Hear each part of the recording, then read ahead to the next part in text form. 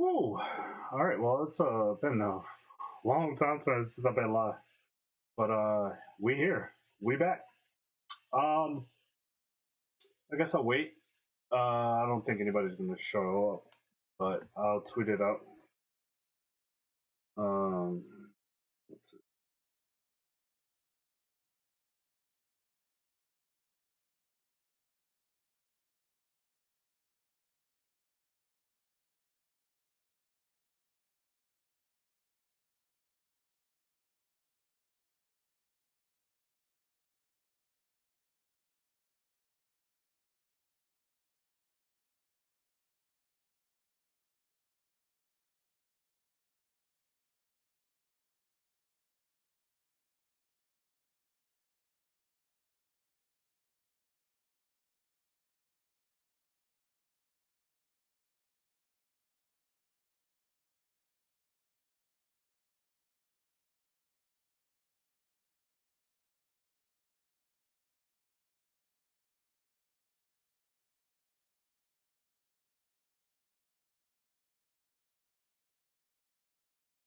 Okay, so tweet is sent out, um, and we're live.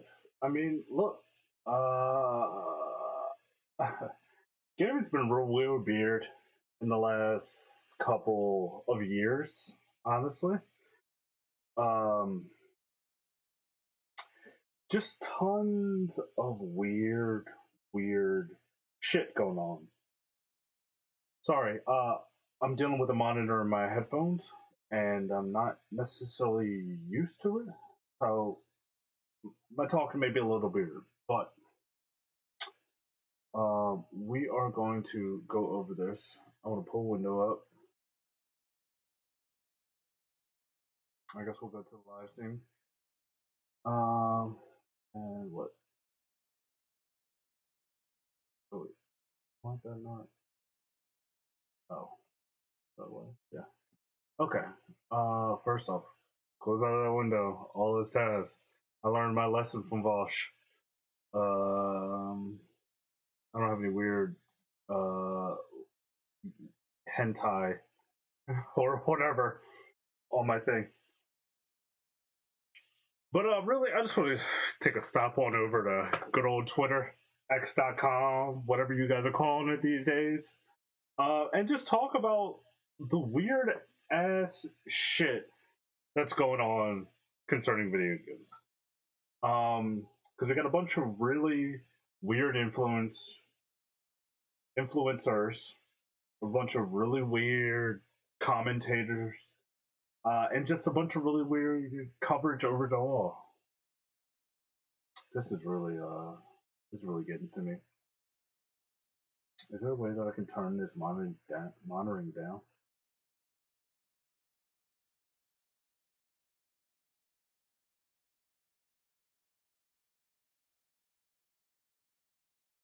Wait, it's not even not even my right thing.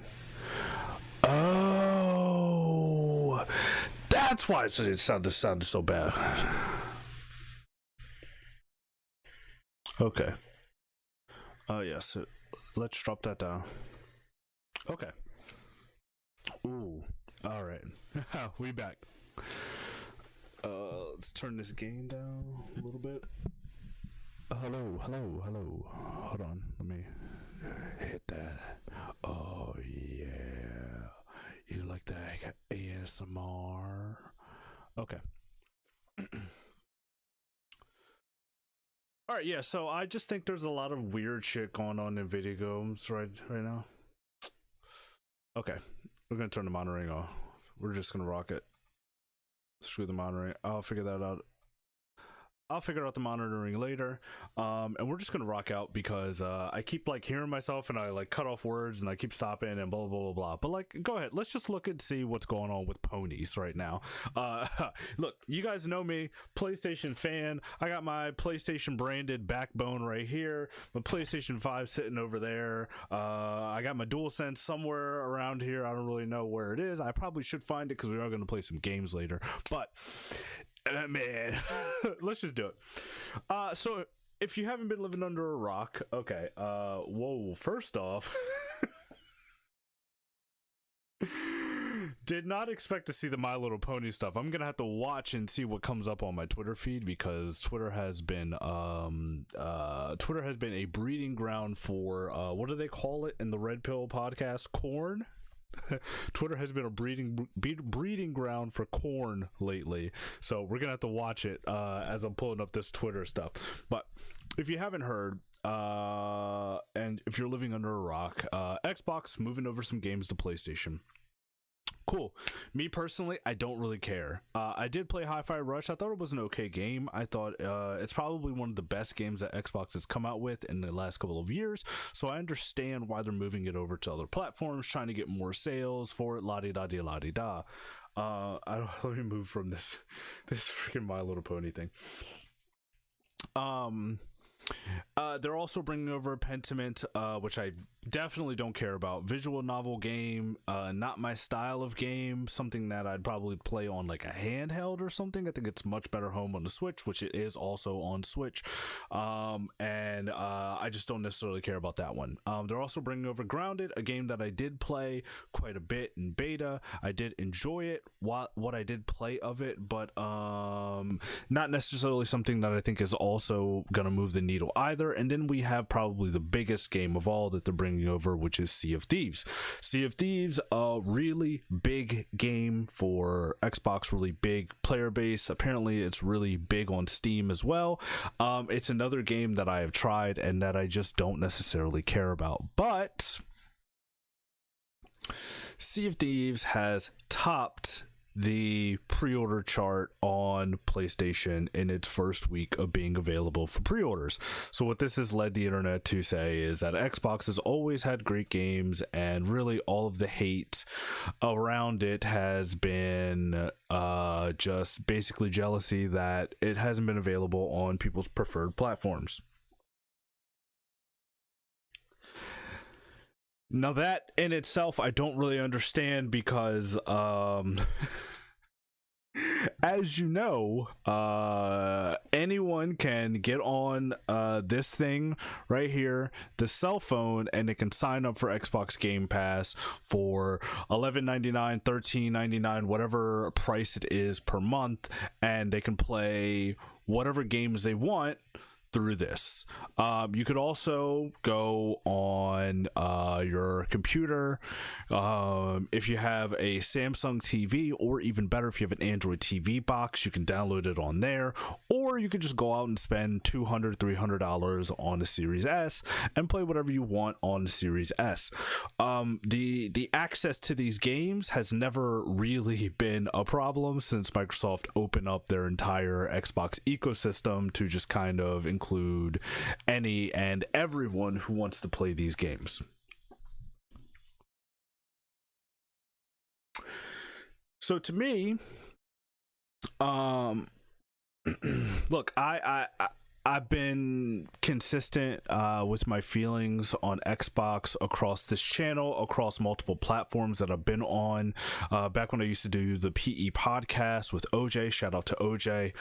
Back when I used to do the Chillcast with Avedon and all of them guys, shout out to Avedon, shout out to Rob Regal, shout out to all of them.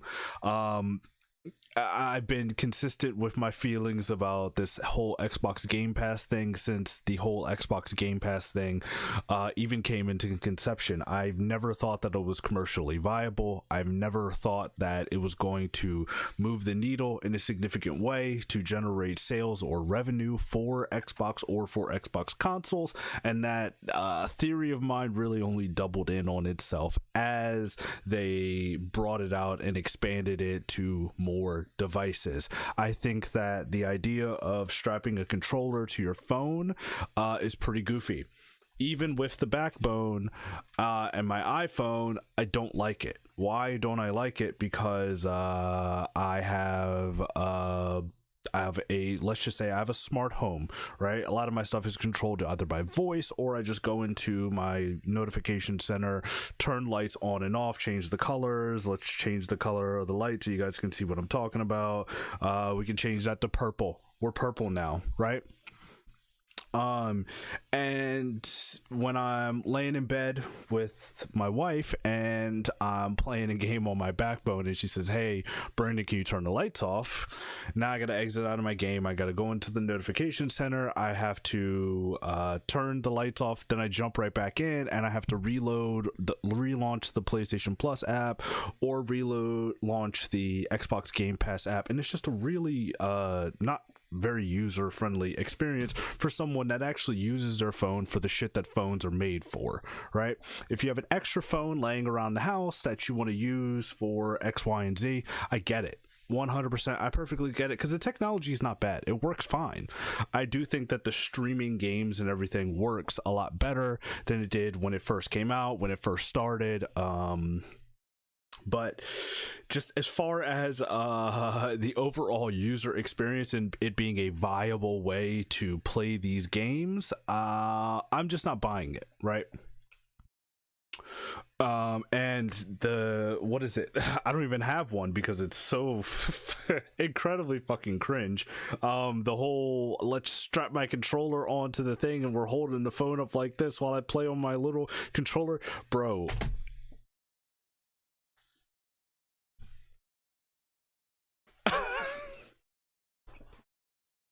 Nobody wants to play video games like that. Nobody.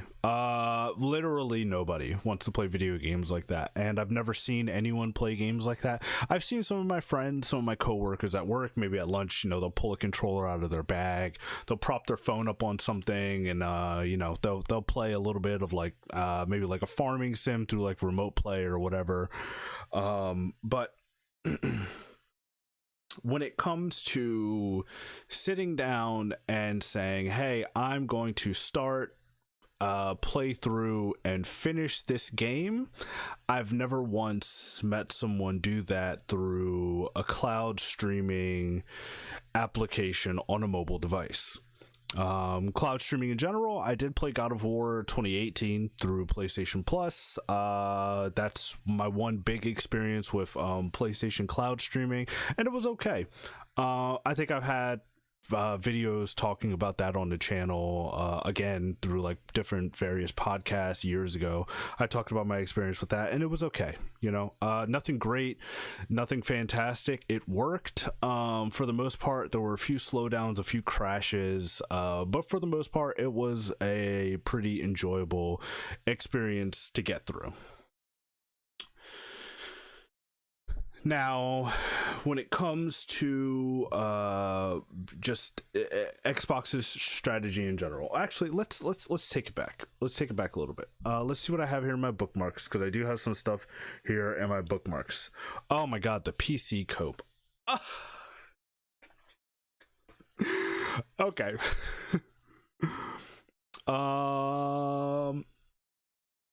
Yeah, see, you know, new rumors that Starfield is going to hit PS5, Shattered Space DLC, the whole slate. Oh my god, Ghost of Tsushima on PC.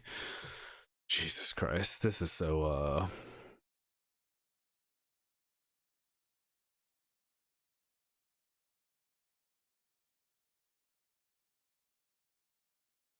and I probably should have prepared a little bit better, but you know what? Hey, that's look, this is just how we rock and roll, okay? There is one video that I wanted to check out in regards to emulation. Let's see.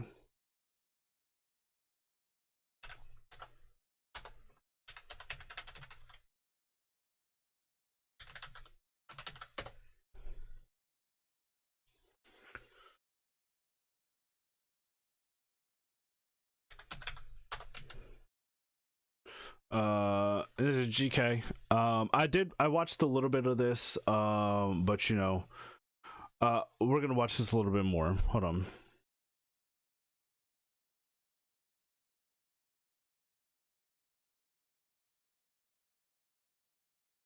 Hold on. I'm not gonna pull a Hassan. I gotta run to the bathroom real quick. So let me run and go pee, and then we can come right back and we can continue our conversation. So just give me one moment. Just do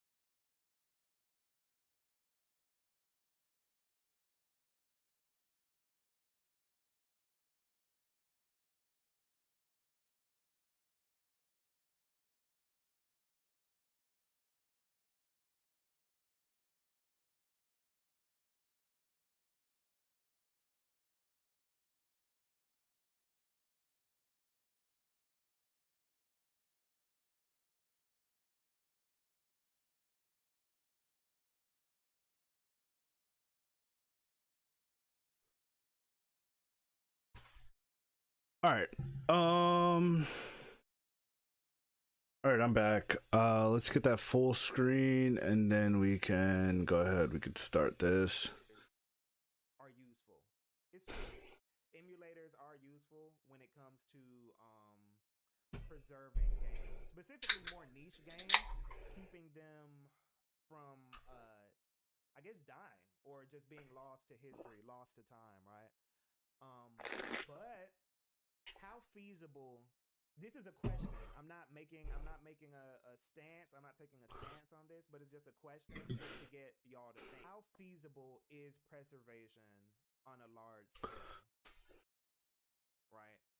Um, so using going back to Nintendo and using them as an example, when Nintendo Switch Online announces certain games, I want to talk about this chat real quick. Yuzu was distributing decryption keys on their Discord server.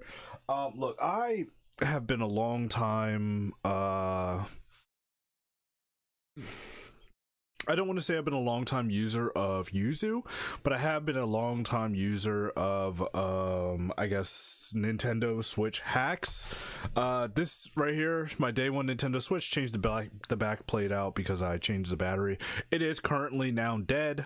When I did a battery replacement, I kind of screwed everything up, but you know, hey, that's just the trials and tribulations that come with hardware repair. Sometimes you just screw some things up.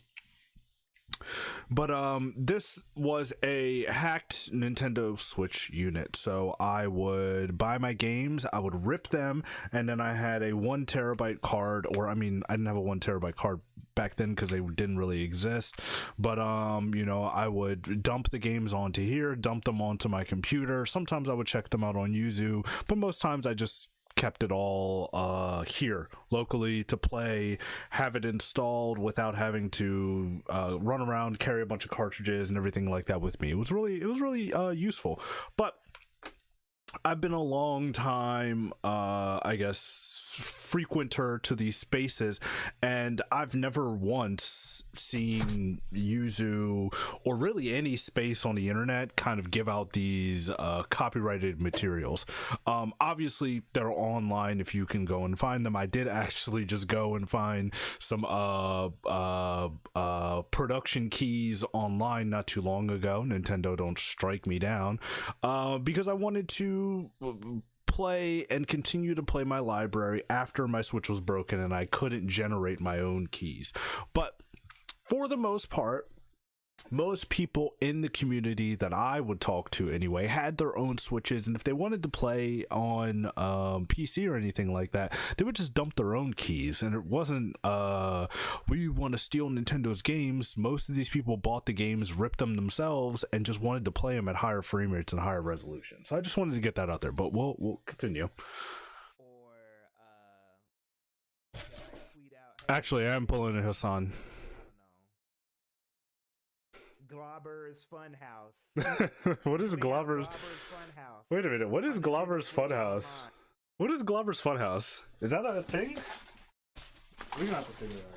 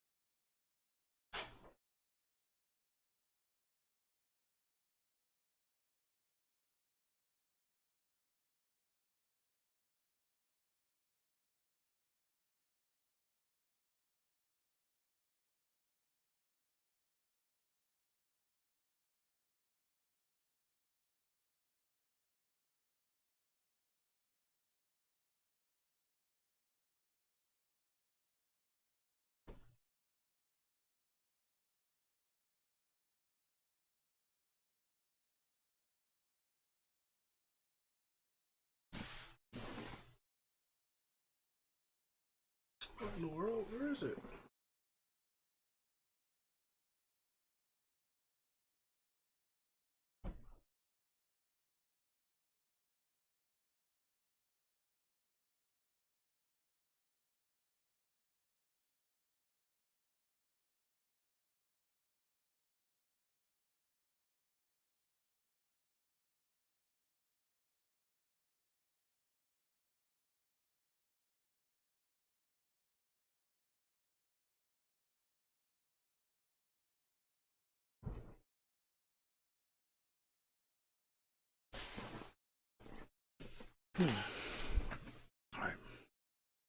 All right, Globber's Funhouse.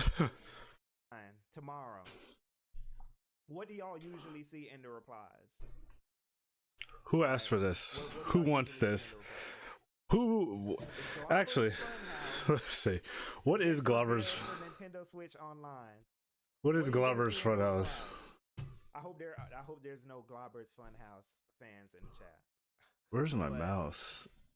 usually, Dude, I hate these unifying receivers for what these you're gonna Logitech see, accessories. who asked for These unifying receivers, garbage. I don't understand. You would think that they're better than just connecting to the computer natively through Bluetooth, since, you know, it just kind of routes it all through the receiver, and then it's supposed to connect to the computer via Bluetooth. So it's Bluetooth connecting to the thing, so it's essentially like a hardwire, but it sucks so much. I don't understand. It only happens on Windows too. When I use my Mac, perfectly fine. But whenever I go into Windows, I always get these weird ass connection issues. So let's see. Globber's Fun House. Is this a real game? That's what he said, right? Globber's Funhouse? right? What do y'all usually see in the replies? Globber's Funhouse. Okay, I guess maybe he's messing up, making up something. Okay. But regardless, I guess the point still stands. Putting out Globber's Funhouse on Nintendo Switch Online tomorrow. What do y'all usually see in the replies? Right? What do y'all usually see in the replies? If Globber's Funhouse gets revealed for Nintendo Switch Online, what are you gonna see in the replies? I hope there's no Globber's Funhouse fans in the chat. But usually what you're gonna see, who asked for this? Who wanted this? Give us Mother 3. And that's so true. I mean, look, Nintendo does a really bad job at preserving their games. I think that we can all, I think everyone can agree to that. Nintendo does a historically pretty bad job of preserving their games, especially some of their older stuff. I mean, they had the Virtual Console on the Wii and the Wii U. Both of those are defunct now, unless you own a Wii or a Wii U with a sizable Virtual Console library. There's just no legal way to buy those games. Now, you do have the Nintendo Switch Online, which has like a collection of games, which, I mean, to be fair, the collection of Nintendo Switch Online games, they are pretty great. I've played through a couple of them, but I mean, everything that he's saying is on point. Like, the games that I played through are the games that I played as a child. I played through Banjo-Kazooie on Nintendo Switch Online. I played through Super Metroid on Nintendo Switch Online. I didn't really care about Puyo Puyo or anything else like that. I bought a Retroid Pocket 4 recently. Love this thing. I plan on doing a full, you know, formal video once I get some time to play with it. I've only had it for about a week and a half, maybe 2 weeks max. But the first thing I played on it, Legend of Zelda Wind Waker. What did I buy it for? I bought it to play GameCube games. That's literally the whole purpose of me buying and setting up this device. Now, I do have, you know, I have a nice sizable collection. I was recently playing Metal Gear Acid from the PSP. You know, I do have a nice, reasonable collection. You know, I got a nice front end on it, Daijisho. It looks really super cool and everything like that. And I've got about 12 systems on here, but it's all systems that I grew up with, right? A lot of the setup and tutorial guides had steps about like GameCube and Sega Genesis. I was never or not GameCube, Dreamcast and Sega Genesis. I was never a Sega kid growing up, so like I just skipped over those. What am I gonna install a Dreamcast emulator for? I don't even know what Dreamcast games are worth playing. Like, I mean, I got Skies of Arcadia, the GameCube version. I got Sonic Adventure 1 and 2, the GameCube versions. But other than that, I don't know what else to play on Dreamcast. I mean, maybe like Power Stone. That's a game that I remember playing at like a friend's house when I was a kid. Maybe I'll play Power Stone, but really, I don't even see a point of playing these fighting games single player on these things anyway. Really, I use them for old single player RPGs or old single player action adventure games, or even some like arcadey stuff. But yeah, I just don't. I agree 100%. People don't care about the stuff that they don't care about, essentially. Where's Smash? Yeah. We're Who's this Smash. for? But then these same people will turn around and say they care about games preservation. What people really mean when they say games preservation is the stuff that I grew up with and the stuff that I know about, or the stuff that I heard about that is important. People, when they say games preservation, they're talking about the stuff that they care about. They're not talking about the undercover games. And this is the thing about that, right? This is why this is an issue. Because the cult, niche, unknown games that people don't care about, right?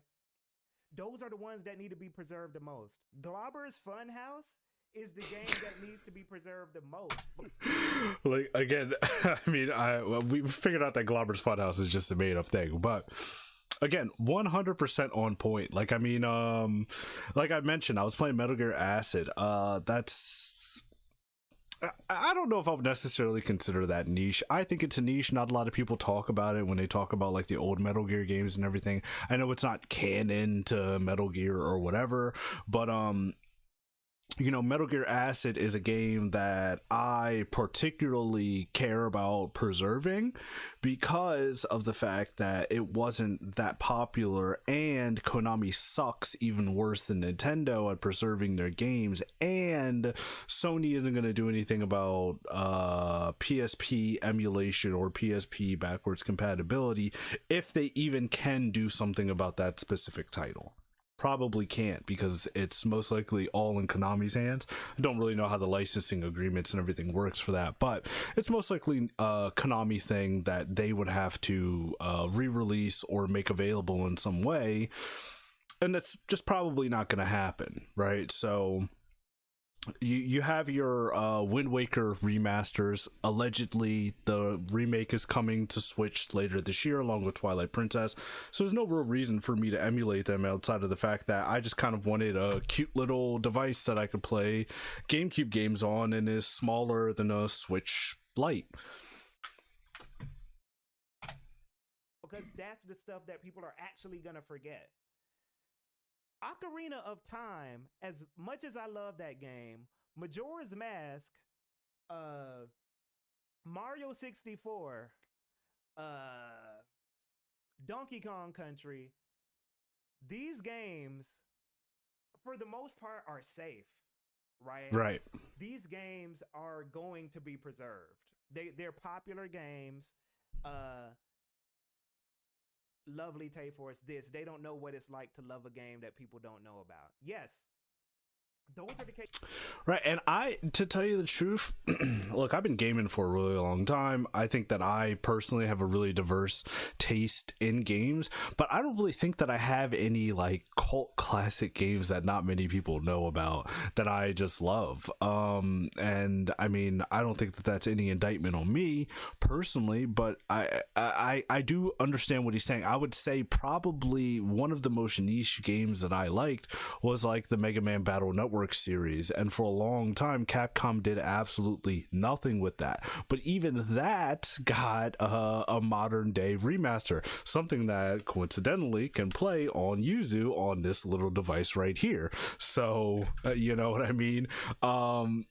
Even if I wanted to go and replay those original versions of those games, I have access to the better versions of the games on my Retroid Pocket 4, and you know, on my because I do have another Switch that's not hacked, that actually works and can go online and everything like that, that I can go and I can play Mega Man Battle Network and do and engage with all the online features and everything like that. So cases where games preservation is the most important, not Mario 64 and Donkey Kong Country. That goes back to the point I'm making when I say people are coping and pretending to care when they don't actually act on these ethics that they claim to have. I'm gonna go through the chat right quick. the Japanese cell phone games I see getting emulated that would just disappear if they delete it off there. Yes. Bro, and that is so true. Like, there are so many really good cell phone games, iOS games. They're just gone to time. Like, what was it? It was like, it was called like Infinity Blade or something like that on like the iPhones way back in the day. Loved Infinity Blade. There was a iOS port of the original Resident Evil 4, and I mean there's an iOS port of the new Resident Evil 4 too, that I have played on my backbone, and it's okay, it's pretty impressive for a cell phone. But you know, there are so many like crazy little cell phone games. There was a Kingdom Hearts game that's completely gone forever. I'm pretty sure there was some sort of Metal Gear title that's completely gone forever. There's like 5 Final Fantasy 7 spin-offs that are completely lost forever on cell phones.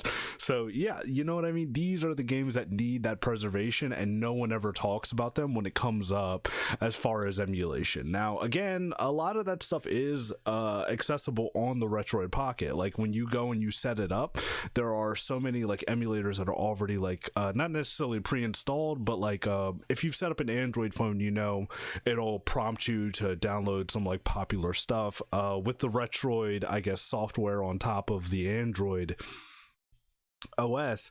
There are like some emulators that already come recommended when you want to set that up, and some of them do have access to like the cell phone and everything like that. My front end has like sections that I can download for those more obscure like cell phone titles and stuff like that, but no one ever really talks about them when it comes to games preservation. Like no one ever says like we got to preserve the fucking N-Gage games, right? Whatever the N-Gage library is, no one ever talks about preserving the N-Gage. Arcane Moon, they're still gonna get re-released 30 years from now. Yeah, I don't even see the point in asking for this, for Majora's Mask, Ocarina of Time, Metroid, Earthbound at this point. Those are the stuff that we need to actually care about. Globber's Funhouse. this Globber's Funhouse example that he keeps using. Funhouse is in danger. We should not be saying who cares or who is this for. Next time I see a Globber's Funhouse game get announced for Nintendo Switch Online, I better not see no who cares who. And what Yellow is saying in the chat is pure cope. It's not just Nintendo. It's not just Nintendo. I mean, maybe Nintendo is probably the most popular topic that gets talked about because they don't put their games anywhere else, because their games don't get re-released on PC, because they're so uptight about where their games go and how they handle them. You know, I mean, people do care about preserving other systems, right? The PSP is a system that a lot of people cared about preserving. The PlayStation Vita also is another system that a lot of people care about preserving, right? As someone who was really big into the PSP and the Vita hacking scenes, there were a lot of people who cared about preserving all of that stuff, because we knew, especially with the Vita and after the PlayStation Portable, we knew that the Vita was on a short shelf life. We knew that those games were not going to go anywhere else, especially the ones that had like specific features for the Vita hardware. Even when the PlayStation TV came out, that was supposed to be a consoleized Vita, a bunch of the library didn't work. You needed hacks to get past the whitelist of games that weren't allowed to work because of they use like the back touch feature, the back touch it's not screen, I guess, the touch sensitive whatever touchpad, that's what they call it on the PlayStation controller. The touchpad on the back of the controller, or on the back of the system, they had exclusive features, so you know those games couldn't really play anywhere else. So it's not just about Nintendo. I mean, this is just pure Twitter cope right here. Who asked for this? Give us Mother 3. No. We gotta defend Globber's Funhouse. I'm kind of meandering on the point a little bit. Wait, But there was the a reason that that's an look at Vita emulation. Like half the library is like only maybe playable, but when do you see people talking about Vita preservation? At least I haven't. Yeah, that's because you're just not in the Vita community, which is fine. I mean, that's fine. And I mean, more than half of the Vita library is playable with Vita emulators. It's just the Vita is a really hard system to emulate because a lot of the stuff is locked to the specific OS. Like when you boot up like a Vita or like a PSP emulator, the front ends that they have are very reminiscent of those console like softwares. What is it, like Vita 3K? Vita 3K actually emulates the system of the Vita, sort of like how the Wii U would emulate the Wii inside of the console. So it's just a little bit different, but people do care about it. It's just a bit more complicated to preserve those titles. Robert's Funhouse. I'm kind of meandering on the point a little bit, but the reason that that's an issue is because companies say that's not true at all, considering there are dedicated Reddit sites for PSP, Sega, etc. You just gotta find it, right? And that's what I mean. A lot of these people, GK is a Nintendo guy. Nothing wrong with being a Nintendo guy, but a lot of this is very Nintendo centric, just kind of because of the audience that he cultivates on Twitter. Are saying, or not even what y'all are saying. Companies know consumer habits probably more than we know consumer habits a lot of the time, right? Remember when people trashed a Direct for showing 3DS games during its end of life? Okay, Kirusei, and here's the thing that people will say about that. They'll say that, like, the reason people were trashing that is because they wanted more Switch games, right?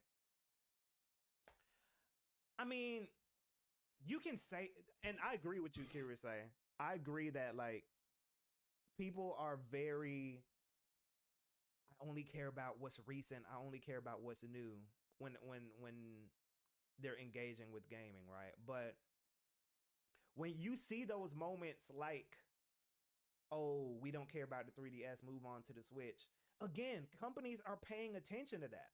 They're saying, oh, okay, y'all want to move on, okay, like, we'll cut off another year for the eShop.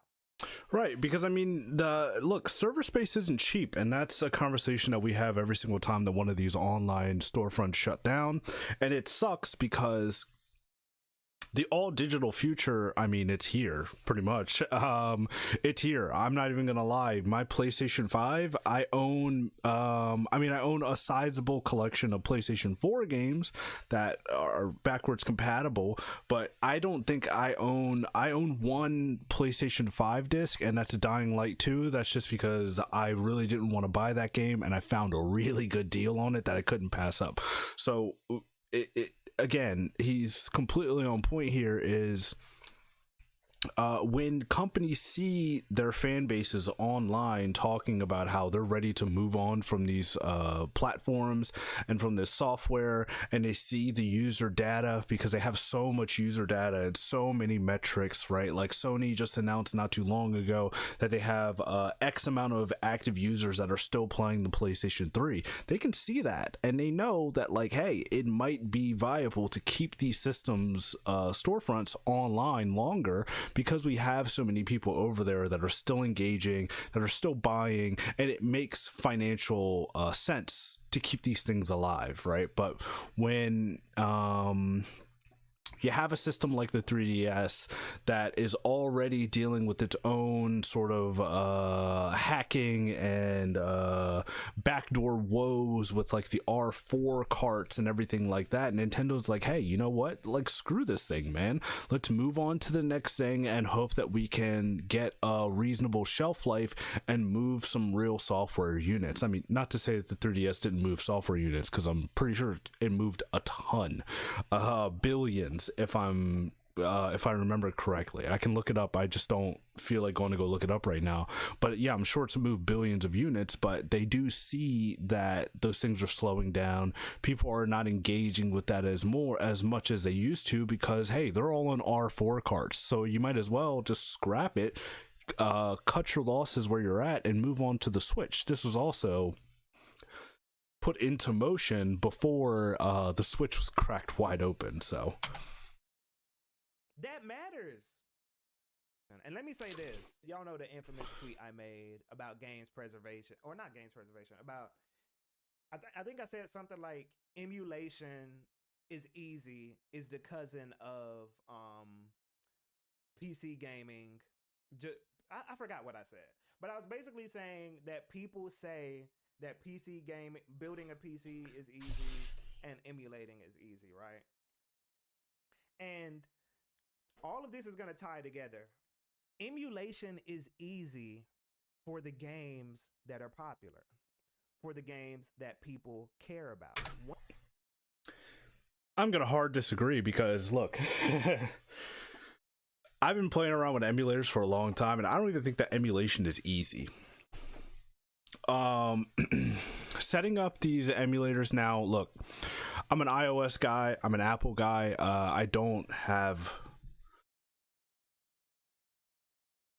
I want to be careful of how I phrase this because I do have experience with Android. I use Android TV boxes. My Sony TV has an Android TV interface. Even though I do use the Apple TV, I still use the Android TV for certain applications and things like that. So I know my way around Android, but I've never really dove into Android emulation. I mean, I'm maybe around like 4 or 5 years, but again, it is really the most popular titles that I'm playing when I'm going through and I'm emulating. But look, I'll be 100% honest with you. Some of these options in the emulation menus, like let's just go into one of my emulators. Oh, excuse me. Oh, that was loud. Sorry. I'll edit that out. I thought I hit the mute button. So let's just go into one of these emulators that we have here. Let's go into oh, that's PS Play. That's the Remote Play app. Right, so let's just go into Dolphin. I mean, Dolphin is a really popular emulator. It's super advanced. It has all of the features. It's got a ton of support behind it, right? And if I go into like general,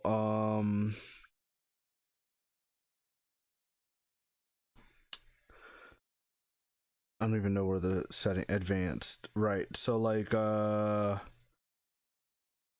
right, like things like enable MMU, enables memory management unit, needed for some games but may reduce performance. I don't know what the fuck that means. Like, I just seriously don't know what the fuck it means. And to sit here and pretend like your average user is gonna know what that means without without reading through some Reddit thread or watching some guide on YouTube of some guy who knows way more about this subject matter than I do, that you're just gonna instinctively know what to select when you're going through and picking these menus. It's just juvenile, right? So I don't even think that necessarily emulation is easy for like the layman user, right? So if I've got a lot of friends that play games, same guys that I've gone to high school with, known them for a really long time. When I don't want to say that. Let's just say I tried to send them a emulator with a specific game a few years ago, and I was like, hey, you guys should really check this game out. I know you guys don't really have access to it, so you should check it out because it is really cool and it's really fun. None of them knew how to set it up, and I couldn't help them. I mean, I was doing my own thing. I had my own setup going that I used like guides. All I could really point them to was the same guides that I used. So I don't even think that Android is, or that emulation in itself is necessarily accessible to most people who would even want to emulate in the first place. So I am going to disagree with him right there, but let's just see what else he has to say. Once you start getting into, I don't know, Lester the Unlikely probably runs well on SNES 9X, but And even popular games like when I was setting this up, I was in the guide that I was using, it was like Super Mario World like 2 or 3 or something like that. It was talking about how like there's just some issues that there's nothing that you can really do to fix. You can mitigate a lot of them, but there's some issues that there's just nothing that you can do to fix those games, right? And that's Super fucking Mario World. That's a huge game. So you know, if you want to play Super Mario World 2 or 3 or whatever the heck it is, right, and you want to buy one of these little Android-based emulation devices, you're just going to be screwed. You're just going to have to deal with whatever slowdown or whatever comes with it. Or you could just hop on Nintendo Switch and play it, if it's available, which it probably is, on the Nintendo Switch Online, in a perfect way that Nintendo has full control over, and they can ensure that that game is going to play the way that they intend it to play. Start getting into stuff like Xenosaga or Armored Core, those are the games where you see more of the glitches, the sound issues, the frame rate issues, the input delay. When we start talking more about those games, right, the stuff that people don't really pay much attention to, that is when emulation isn't easy, right? So when I got jumped for making that tweet, I could tell that it was from people who only emulate Pokemon, Mario, Donkey Kong, the regular, anything on Dolphin even, right? Sonic the Hedgehog 2. I could tell that it was people who just play those games for 5 minutes, move on. If you actually care about games preservation, when we start talking about those games that people don't care about, that are harder to emulate, if you continue to say things like, who cares about this, who wanted this, that contributes to the climate or to the conversation or to the issues of like, oh, okay, developers aren't going to support Xenosaga on PCSX2 because people don't care. Right, and to be fair to like those developers and everything like that, I mean, PCSX2, I'm pretty sure, or maybe that's just Aether SX2, I'm pretty sure the dev left that, and really it's just like kind of the community picking up the pieces and applying patches wherever they can. But to be fair, I mean, the hardware that we have now can brute force its way through a lot of these issues. But again, like I said earlier, with Super Mario World 2 or 3 or whatever the heck it is, there are some issues that are always going to remain. Now, I do have Xenogears. I have Xenogears. So I don't have Xenosaga on my PS2 emulator on here, but maybe I'll check it out and, you know, we could see if there are still issues with it, because Xenogears works fine, but that's PlayStation 1. I mean, PlayStation 1 has largely been solved. I'm gonna say you care about games preservation, you got to care about it all the way. Okay, and Nick, I'm gonna go back to your point. So Nick says, although let me go up. You were saying that we don't need to worry about preserving Mario 64, but what is the value of preserving Lester the Unlikely just for the sake of preserving cultural heritage? Okay. Let's see what he says. Okay. So that is the question. That really is the question. And I want to get y'all's take on that, because I'm going to be, and this is the question that I asked earlier in the stream. Is it actually feasible to preserve games at scale like that? Like, can we preserve all of the Lester the Unlikelies and Mario 64 and it be like financially feasible? Will it actually be productive? Is it culturally significant enough to have any kind of meaning? Or is it just preserving for the sake of preserving? Well, here's the thing, right? Because as things start to progress, like we have really cool technology like the FGPA, which is what like companies like Analog and all of them use for their emulation, where essentially the chips that they make emulate those actual processors for those devices. So while you're still emulating them, you're emulating them on a hardware level. So you're reproducing the actual technology that these things used to run on.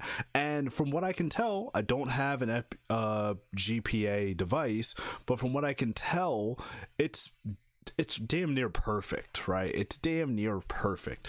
So as we continue to go down these routes where we have companies that are invested in these emulation, these game preservation efforts, we're going to get more and more compatibility through these hardware solutions. And even Analog, I'm pretty sure that they have an SNES that can play these games like Lester the Unlikely, a game I've never heard of, to be completely honest, but we have solutions to play these games the way that they were intended, and that all is off of the backs of the software. Yes, it's hardware emulation, but these efforts would never exist without that software leading the way, right? The software is driving the demand, and then there are people who go out and address that demand in different ways, whether it be community sourced emulators like Yuzu and Citra, or it's a company like Analog going out and doing the FGPA devices like the Analog Pocket and their SNES thing that they have, or there's another company that is basically trying to undercut Analog, where they just make the boards that you can place into old Game Boys and play it on actual official old Nintendo hardware. So there are efforts to make these things more accessible outside of just the software solutions. That's the question. I don't know. And this yellow guy, I look. I try to be nice because you never know, like, these people are like 12 or whatever, but I think that the closest we're ever going to get to preservation have through modded systems with the games installed. EMU is too unstable.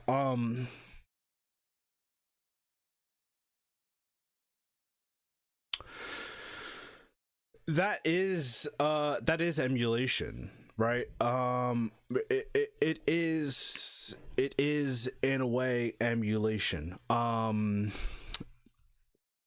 When I put a game onto my Nintendo Switch, right, I have to make sure that the firmware is updated. I have to make sure that the title keys and everything are updated. I have to make sure that all of the right things are in place to have this game run. When you have a PlayStation 3, my PlayStation 3 is hooked up in my living room.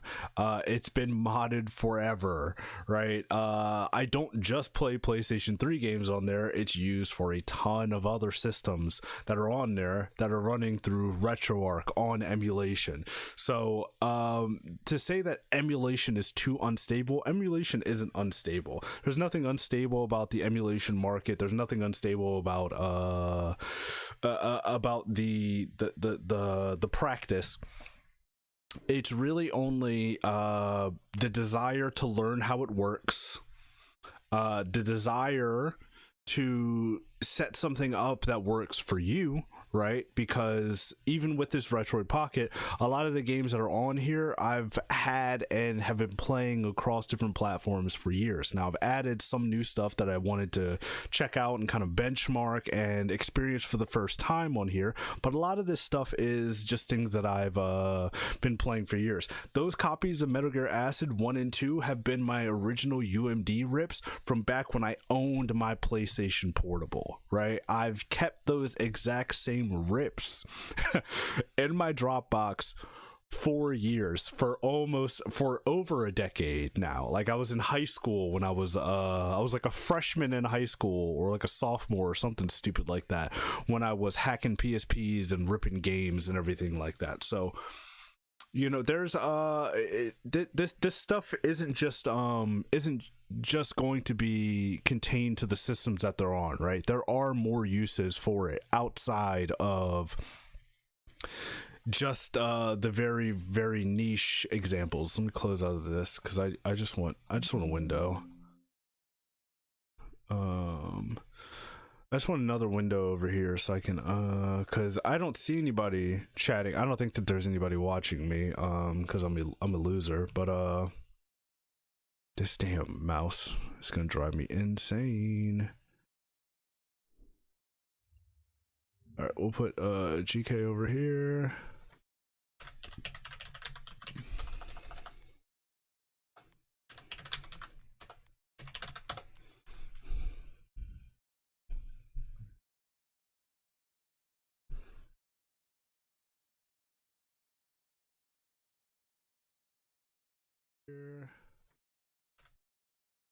All right, let's mute that.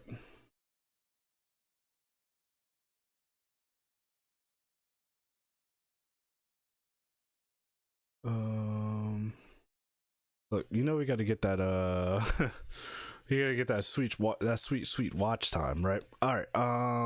So let's make this big again. I don't actually know. Maybe it is true that we just only need to preserve Sonic the Hedgehog 2 and Final Fantasy 7. Maybe those are the maybe that's the case.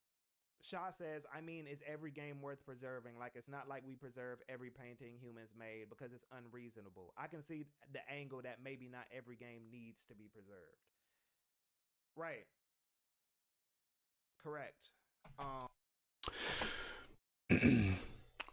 There's a difference, I think, between every game being preserved and every game being playable, right?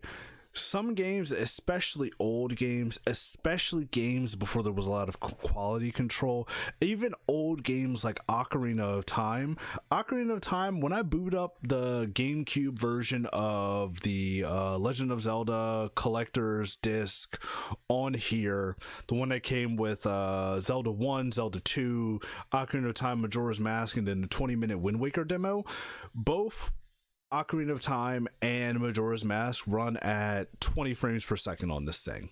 When I play the GameCube version, they can run at 30, right? Because they're intended to run at 30. But for whatever reason, those games on GameCube are stuck at 20 FPS like they were on the Nintendo 64 and on that original GameCube disc.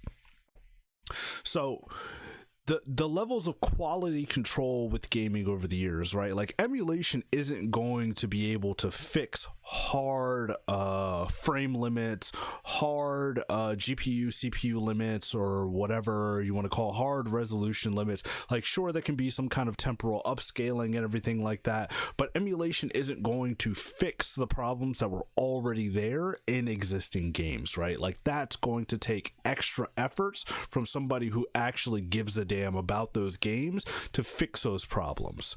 So this conversation about how should all games be preserved, I don't even think is in necessarily the right area.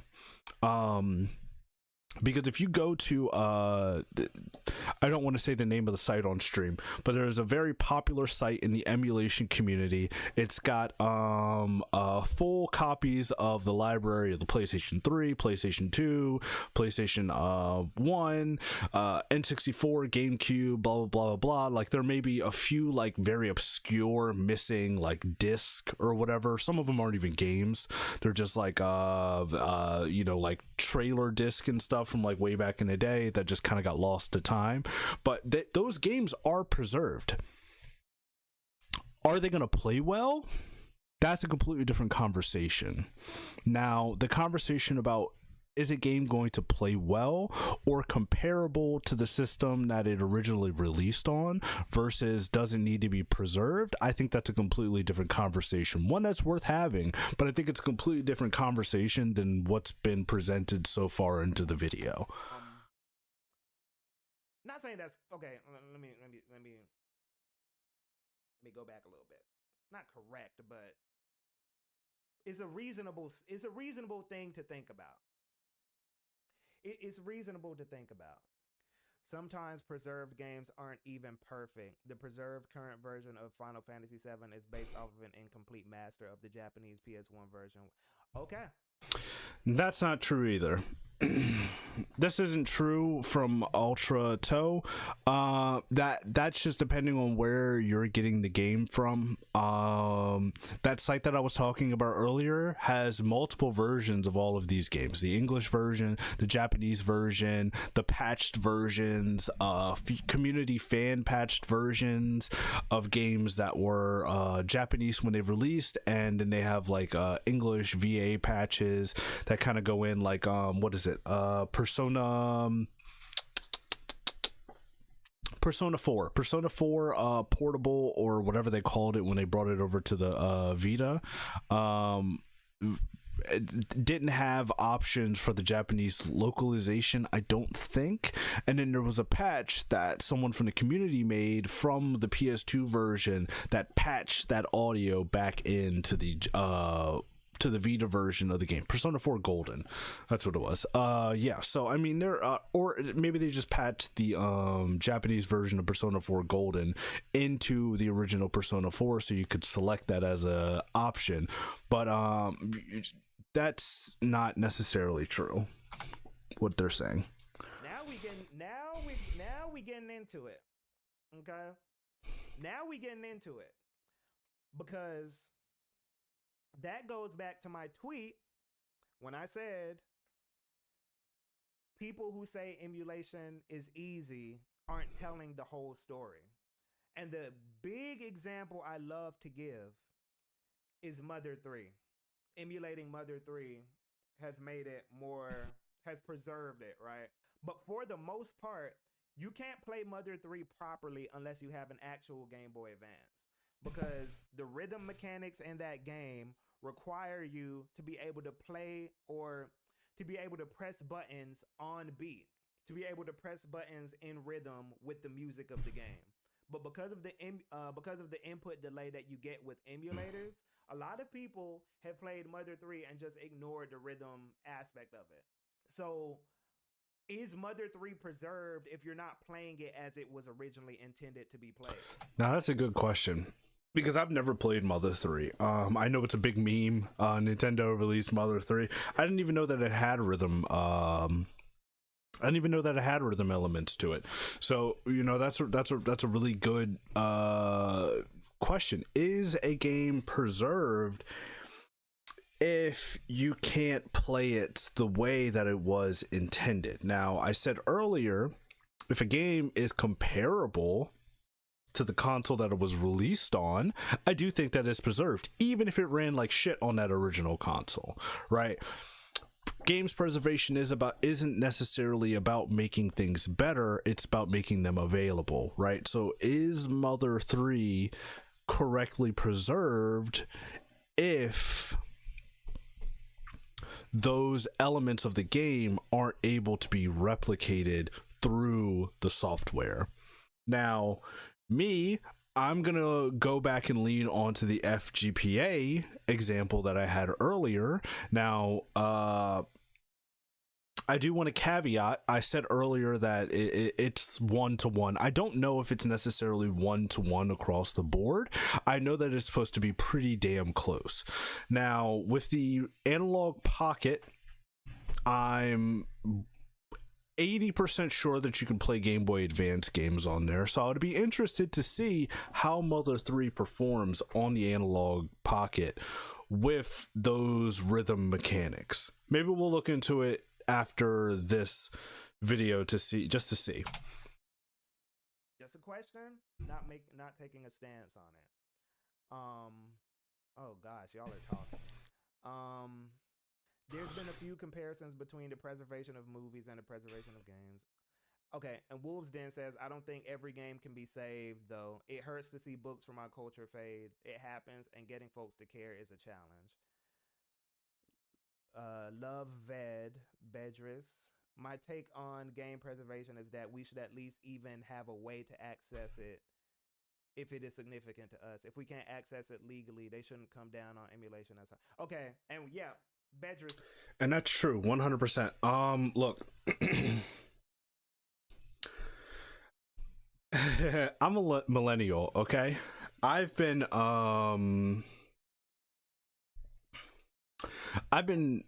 stealing media since the days of Kazam, BearShare, LimeWire, music, movies, books, games. My daughter's iPad is full of books that I went and I downloaded off the internet. Now I use, Library Genesis, which is like an open source free resource, blah blah blah blah blah blah blah. They can say whatever they want to say. At the end of the day, I am depriving those authors of a sale, which every single one of those books that I download and my daughter then reads, right? And I'm a book collector. I have a bookshelf. I have tons of books. Me and my wife, we both are avid readers. But at the same time, there are those things of, look, if I bought the entire Harry Potter collection multiple times, mind you, because again, me and my wife were both huge Harry Potter fans. We actually just bought a brand new set for our baby that is going to be due in June. It's going to be their set of Harry Potter books that they're going to read when they grow up.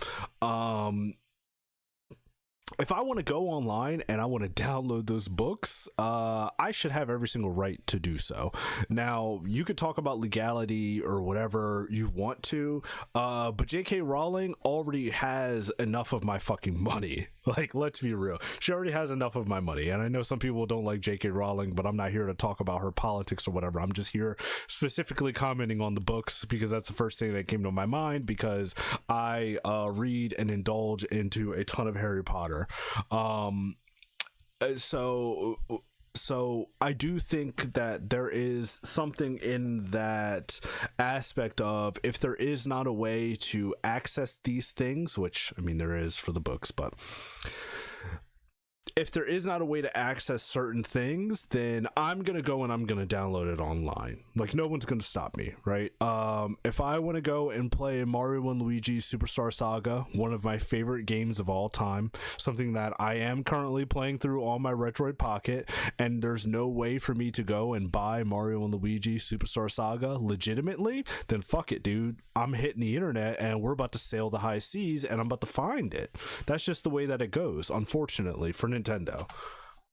That's what we were talking. That's definitely what we were talking about earlier. Is about how hard they come on people about it. That is crazy, and just cruel and unusual for the most part. Because I can't. Even when we go back to this article, right? Let me try to go back to the article. This game had a 90% piracy rate. He says we're doing okay though. We're getting good sales through WiiWare, Steam, and our website. Not going bankrupt just yet. So they're still fine. This is an indie game. So if Nintendo, for Nintendo to come down so hard on people, garnishing wages, $1 million settlements, that's crazy. Yeah, the what is it? The Gary Bowser story is absolutely insane. And if you haven't seen it, maybe I'll throw it up on here for like the re-upload onto YouTube, or I'll add in like a video section. But Gary Bowser and like his wife, I believe, they ran an emulation site that hosted a bunch of games, a bunch of Nintendo games, and Nintendo royally screwed them. I'm talking multi-million-dollar settlement. I'm talking these people will never be done paying Nintendo. Their kids, their grandkids will still be paying Nintendo just for hosting these games, right? For other people to go and download. Like, that to me is just cruel and unusual, especially for the fact that there's no way to buy these games, right? If I want to go and play Fire Emblem Path of Radiance for the GameCube, there is no re-release of Path of Radiance that I know of. If there is one, feel free to correct me in the comments, but there is no re-release of Path of Radiance. The only way that I can go and find Fire Emblem Path of Radiance is to go and buy it on eBay. And let's just pull, I'll pull this one up because look, this is like ridiculous. So where's my window?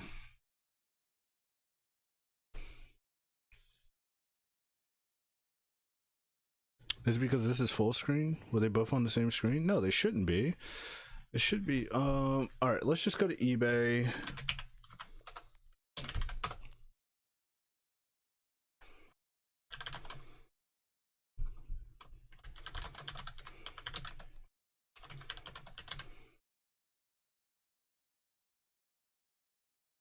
Okay, yeah.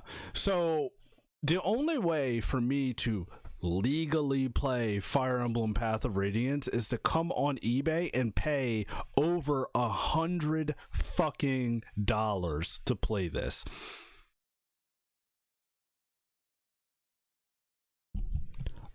I'm stealing this game. Like, there's no way I'm paying for that. And that's the issue that you face with a lot of these old classic games, is that there's just no way to go and play them. Custom Robo, another one of my favorite GameCube games. Let's pull up Custom Robo, see how much this is.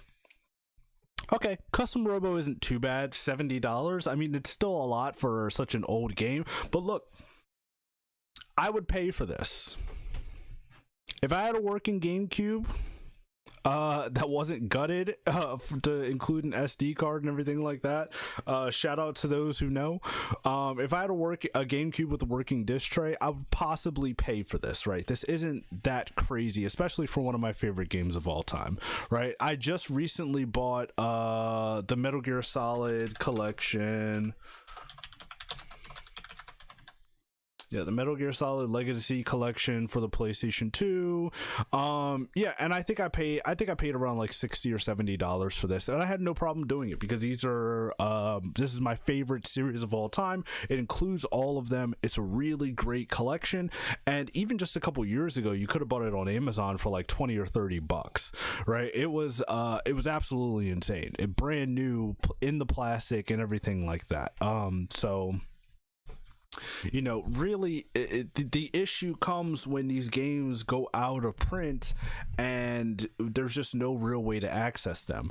But you also have to factor in that this happens with new games as well. Like a game like Elden Ring, like if you try to find a physical copy of Elden Ring right now, it's impossible. You can go to GameStop, not in stock. You can go to Amazon, not in stock. Actually, I don't think I've checked Amazon. Let's check Amazon.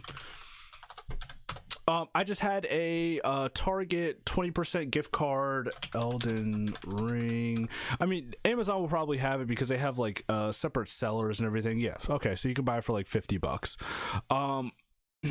Yeah, they have like different like third-party sellers and stuff that like operate on Amazon and stuff like that. But if you go to GameStop, there's no more copies of Elden Ring that they carry on their website. Even if you try to order them online, like you're not going to find one in the store unless it's pre-owned, and you'd probably have to be lucky to find one pre-owned because it's a popular game, so people are probably looking for it.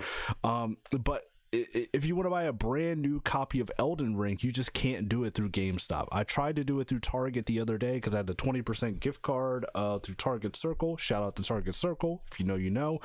But it just wasn't available, right? So what am I supposed to do in that instance? I mean, I could always buy digital, but fuck digital, man. Who wants to put all their trust into the digital future? Just give them a strong cease and desist. Just give them a strong cease and desist, right? Or a fine that is reasonable, right? You know what I'm saying? But again, that's the humanity aspect of me talking. But I say that to say these things aren't putting a huge dent on majority of cases. I'm gonna say that majority of. I would say the vast majority of cases, in all honesty.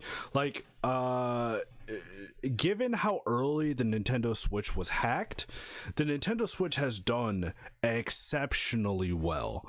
Given the fact that there at least 10 million Nintendo Switches are hackable on a hardware level, and that number might even be more because it wasn't until the first revision where they fixed that flaw, and I want to say that the Switch was probably at like 20 maybe even 25 million when it came out, but just to be conservative, I'll give a 10 million as number of Switches that are out there that are able to be hacked. I mean, really, all models are hackable now. They just require hardware hacks that you got to solder in and everything like that. They aren't necessarily accessible to like the layman user as like the original Nintendo Switch, where you can just jam a paperclip into the Joy-Con rail and then you're good to go. You could sail the seven seas.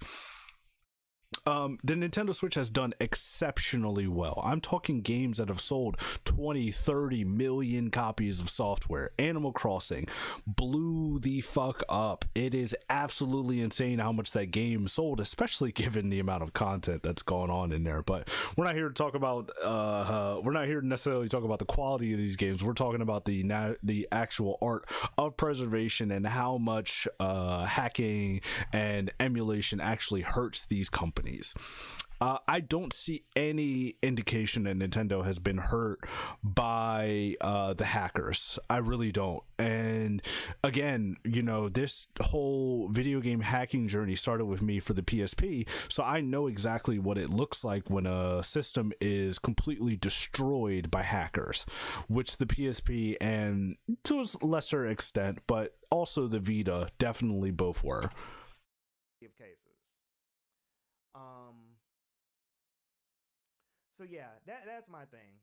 F-Zero X2, even on official Nintendo releases, the game is harder than it's supposed to be because you need the specifics of the N64 control stick. Yep.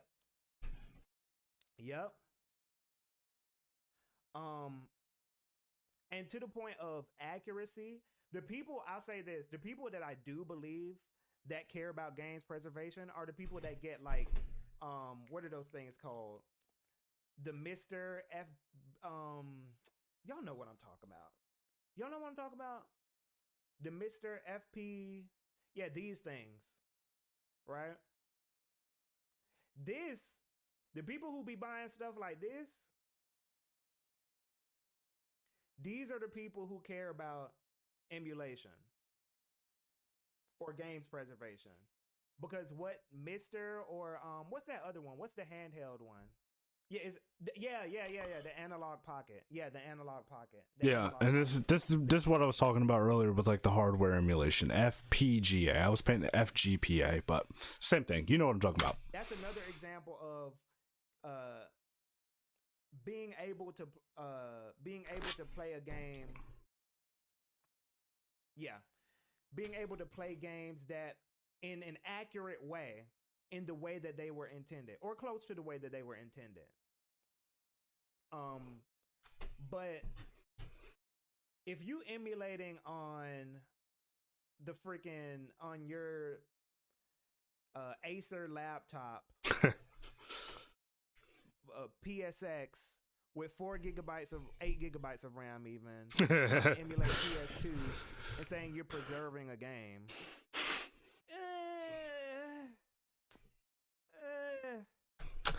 Look, look, I get what he's saying, but I'm not emulation shaming nobody, right? You get it done however you get it done. There was a time where,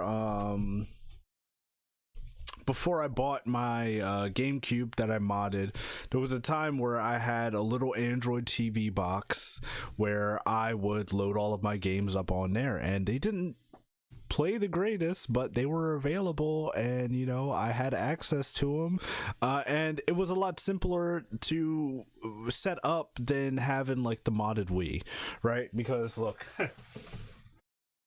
when I tell you I'm about this life, like I really am about this life, right? So like we've got the hardware here available for us to play these games, right?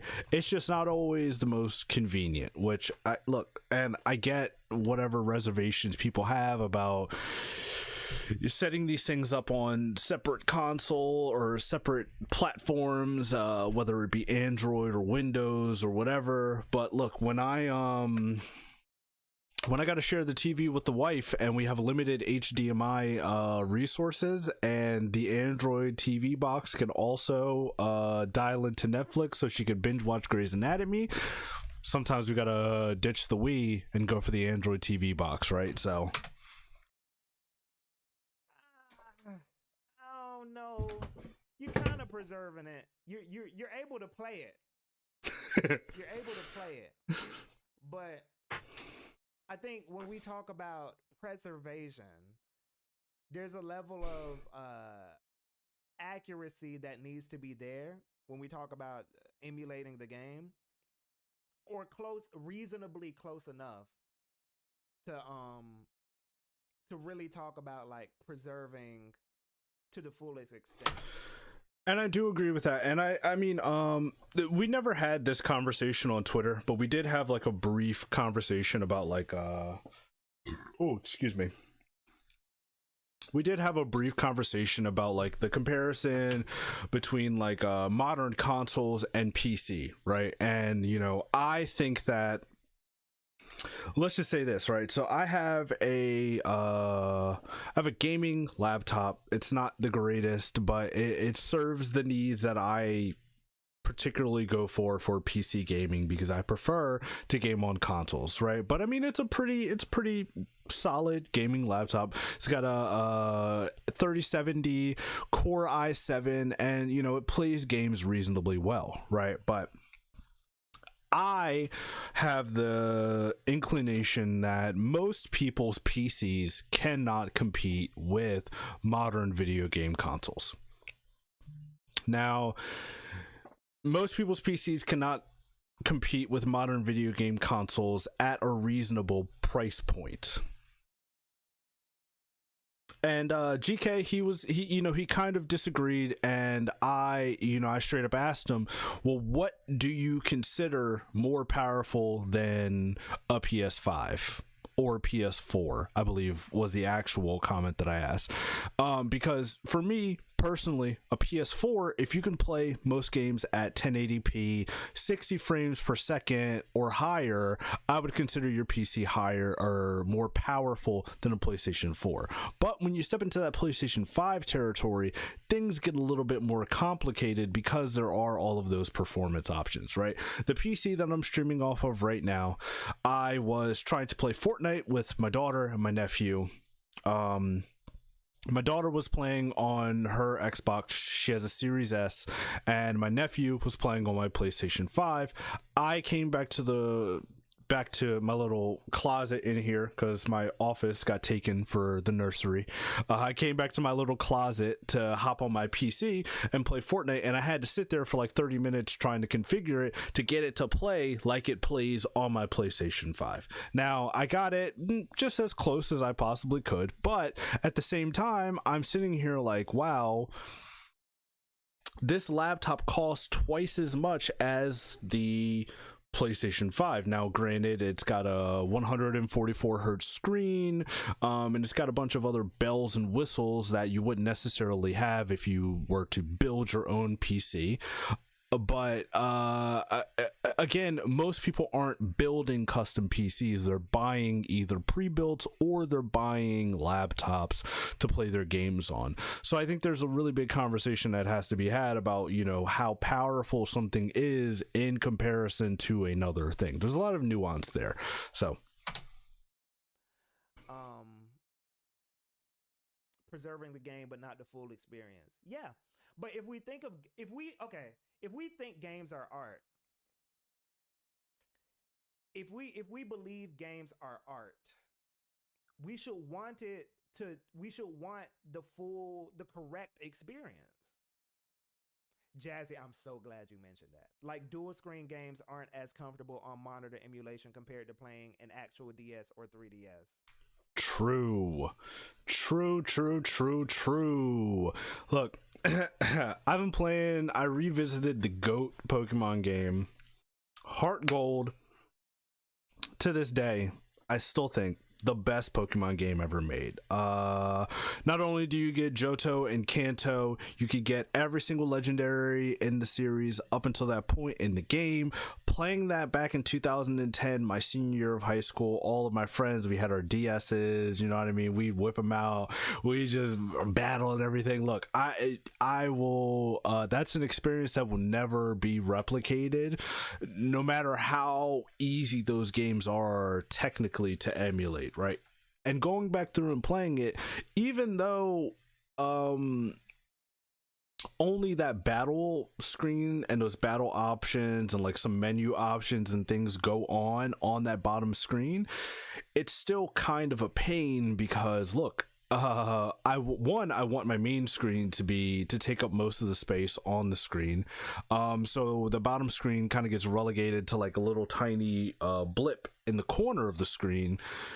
So not only is it harder for me to read those options, get a little older, eyes are getting a little worse. It's not only is it harder for me to read those descriptions and things, but there's just certain things that I used to just be able to kind of tap and go, where now I have to hit an extra button to swap the screens, bring that up, make it bigger so I can read and everything like that. Look, it's still playable, but to GK's point and to the chatter's point, whoever brought it up, it's not the same experience because when I'm playing on a DS, if I were to play it on the DS, it's all there, open and available for me at the click of a button. There's no thinking. It's fluid, right? So look, that is a big point, right? Like, are we really preserving? Let's do another DS game that I want to get into. Mario and Luigi Bowser's Inside Story. That's the only game that I've never played from the Mario and Luigi series. I think I kind of fell off of the DS by the time that finally came out. Maybe I wasn't interested into it. Maybe I was look, I was kind of crazy back in those days, so maybe I was just kind of falling out of gaming in general back then. But that's a game that I've never played that I'm going to play for the first time on my Retroid Pocket 4, and I can already tell just from the opening moments of that game, there's a lot of switching between those two screens, and I'm not going to get that same experience that I would if I was playing on native hardware. So that is something to think about. Is that game really preserved? Technically, yes, it is. And technically, if I had one of those crazy folding Android phones, look, I could have that full screen experience. But do I want to go pay $14,000 just to get the full experience from a Nintendo DS game? Especially when I could just go buy a DS and an R4 cart and play it that way. But again, I still consider that emulation. But yes, exactly. And the people who, I hate to keep harping on this, but when I had that tweet about people claiming emulation is easy, these are people who will just accept, oh, I just had a few sound issues. The music was kind of garbled. The frame rate be dropping. There's input lag. Yeah, sound issues are probably my biggest harp on emulation, and there are things that you can do to remedy it. Like there's certain emulators where you can make sure that the sound stays consistent even if like you get like frame drops and things like that. And I mean it kind of works, but at the same time it's you can get like audio desyncs and like really weird situations that kind of pop up. So again, with those audio issues, and even going back to where he was talking about Mother 3 with like the rhythm and stuff like that, are we really preserving it if we're running into those audio desync issues and the input delay and everything like that? It's a really good question to raise. Shader compilation every time I start it up. But it's cool. It's cool. I don't care. It's fine. That's not enough to ruin the experience. And for some games, in all honesty, it's not. If I get audio desyncs when I'm playing Pokemon, right? It does nothing. It does nothing to ruin the experience necessarily when I'm playing a Pokemon game, or even like a Zelda game. It really does nothing for the experience if like I get like an audio desync or anything like that, outside of the fact that I don't get to experience the awesome music like I would if I was playing on official hardware.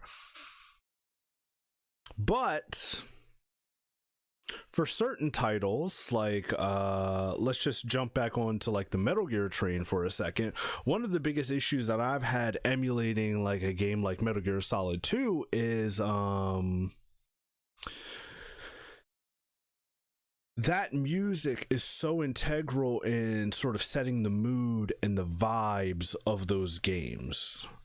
So it's like even like in Metal Gear Solid 3, like your alert music, right? Your alert music is I don't want to get into the whole like theory of the music. There's way more people that go into it on YouTube. If you go watch Super Bunny Hop's video on Metal Gear Solid 3, he talks a lot about how the alert music and everything works like that. But it's just such an integral part to those games, and you can tell that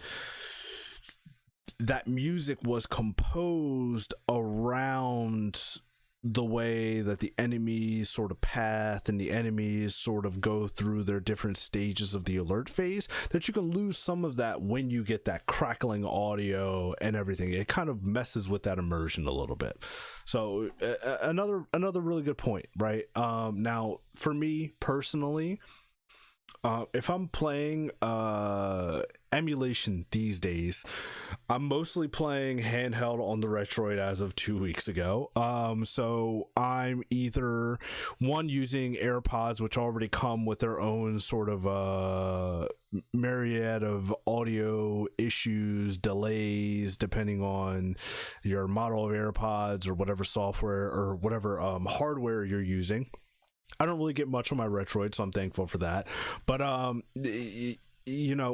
or I'm just playing it silent in the bed when I'm sleeping next to my wife. So that's not necessarily the biggest issue for me, but I do understand that for certain people and for certain games, more importantly, it can be a really big deal breaker when you're trying to get that authentic experience of the same game that you played 15-20 years ago.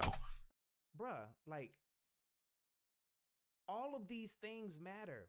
The control scheme, how the game was intended to originally look, textures missing, like, that's not you're not getting the art.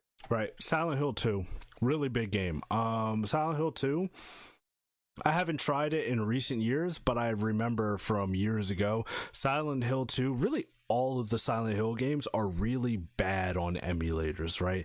That volumetric fog, whatever they did on the PlayStation 2 with the Emotion engine and everything like that, that's really hard to replicate. Even in the re-releases that Konami did on like the 360 and the PS maybe not the PS3, because the PS3, some models had the Emotion engine built into it, but I know the 360 version of the Silent Hill collection, Silent Hill 2, was really bad on there just because that fog was really hard to replicate. You're not getting the art. You're able to play the game, but you're not preserving the art of the experience that the developer originally intended, right? This is why sometimes when you see people, these Twitter accounts that'll be like retro gaming, a retro gaming aesthetics, and then they'll post a screenshot or a GIF of how the game looked, and it'll be widescreen, HD, replace textures and all this stuff, and it's like, no, that's not how Digimon World looked. Digimon World did not look like that. I love that you brought up Digimon World, man, because Digimon World looks like shit, but in 2001 or whenever that game came out, I loved it. And even now, going back and looking at it, there's just a certain charm to that game.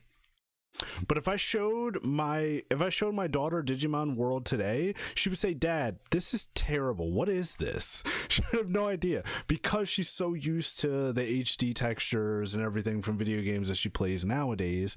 You know what I mean? So I'm glad that he brought up Digimon World, because Digimon World is a game that it's something that you had to be there to experience in its original form to appreciate its original form. Final Fantasy VII didn't look like that. You are not preserving fake scan lines and stuff like that. Like, bruh. Hate the fake scan lines. Don't use them on any of my consoles. Bruh. We ain't preserving. That's not preservation. That's like reinterpretation. we're kind of going a little off the rails, but these are the nuanced aspects of what I'm talking about. It's like, I just want people, if they say they care about games preservation, to really for real be about it. Like, really for real be about it. You know? The other thing too, right?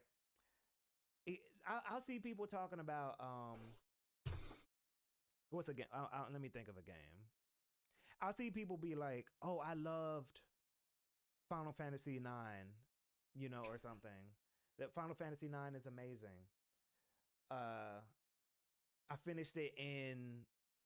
I'm just making up a number. I haven't played Final Fantasy IX, but I finished Final Fantasy IX in one day.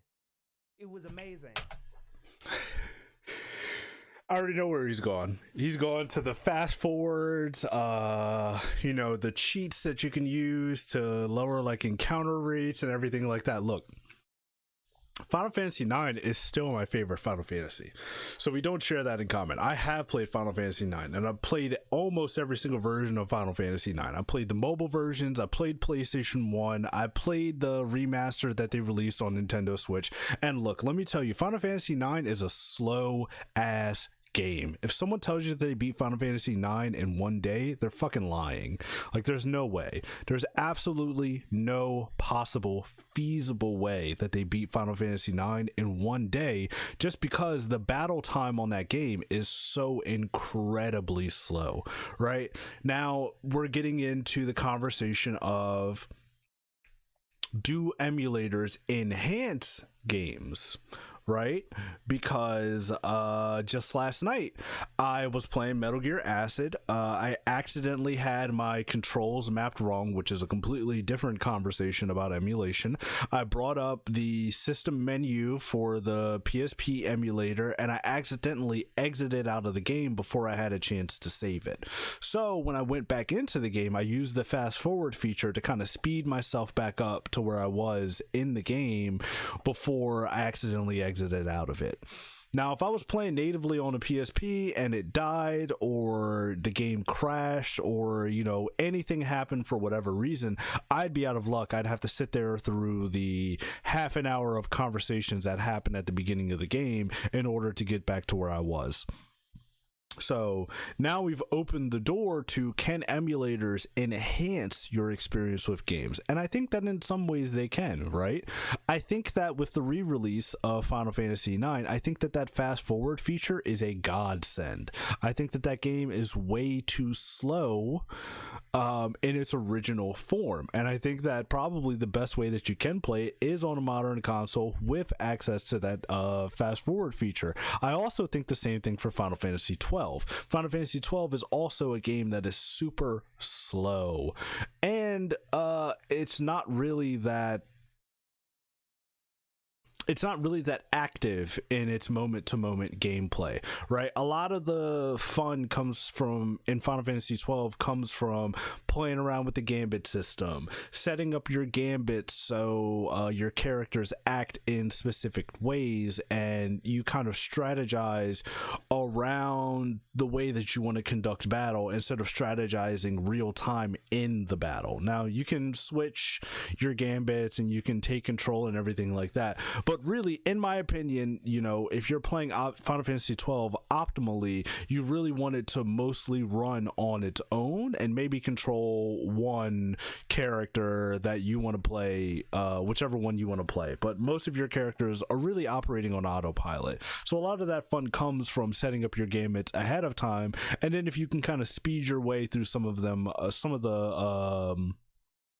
lower effort battles, I think that's probably the best way to play the game. So now we've entered into a completely different conversation of can the emulators and, you know, even to an extent these official re-releases with some of these features that have been in emulators, can they enhance the games? And I'm going to give a strong yes on that one. And I'll be like, whoa, whoa, whoa, whoa, whoa, whoa, whoa, whoa, whoa, whoa, whoa. How'd you finish it in a day? How'd you finish Final Fantasy 9 in a day? And they'll be like, oh yeah, dude, like I used cheats. I had I was level 99. I did fast forward on the battles. You know, I used save states so that I could. It's like, so that's why you like Final Fantasy 9. Is because you played it.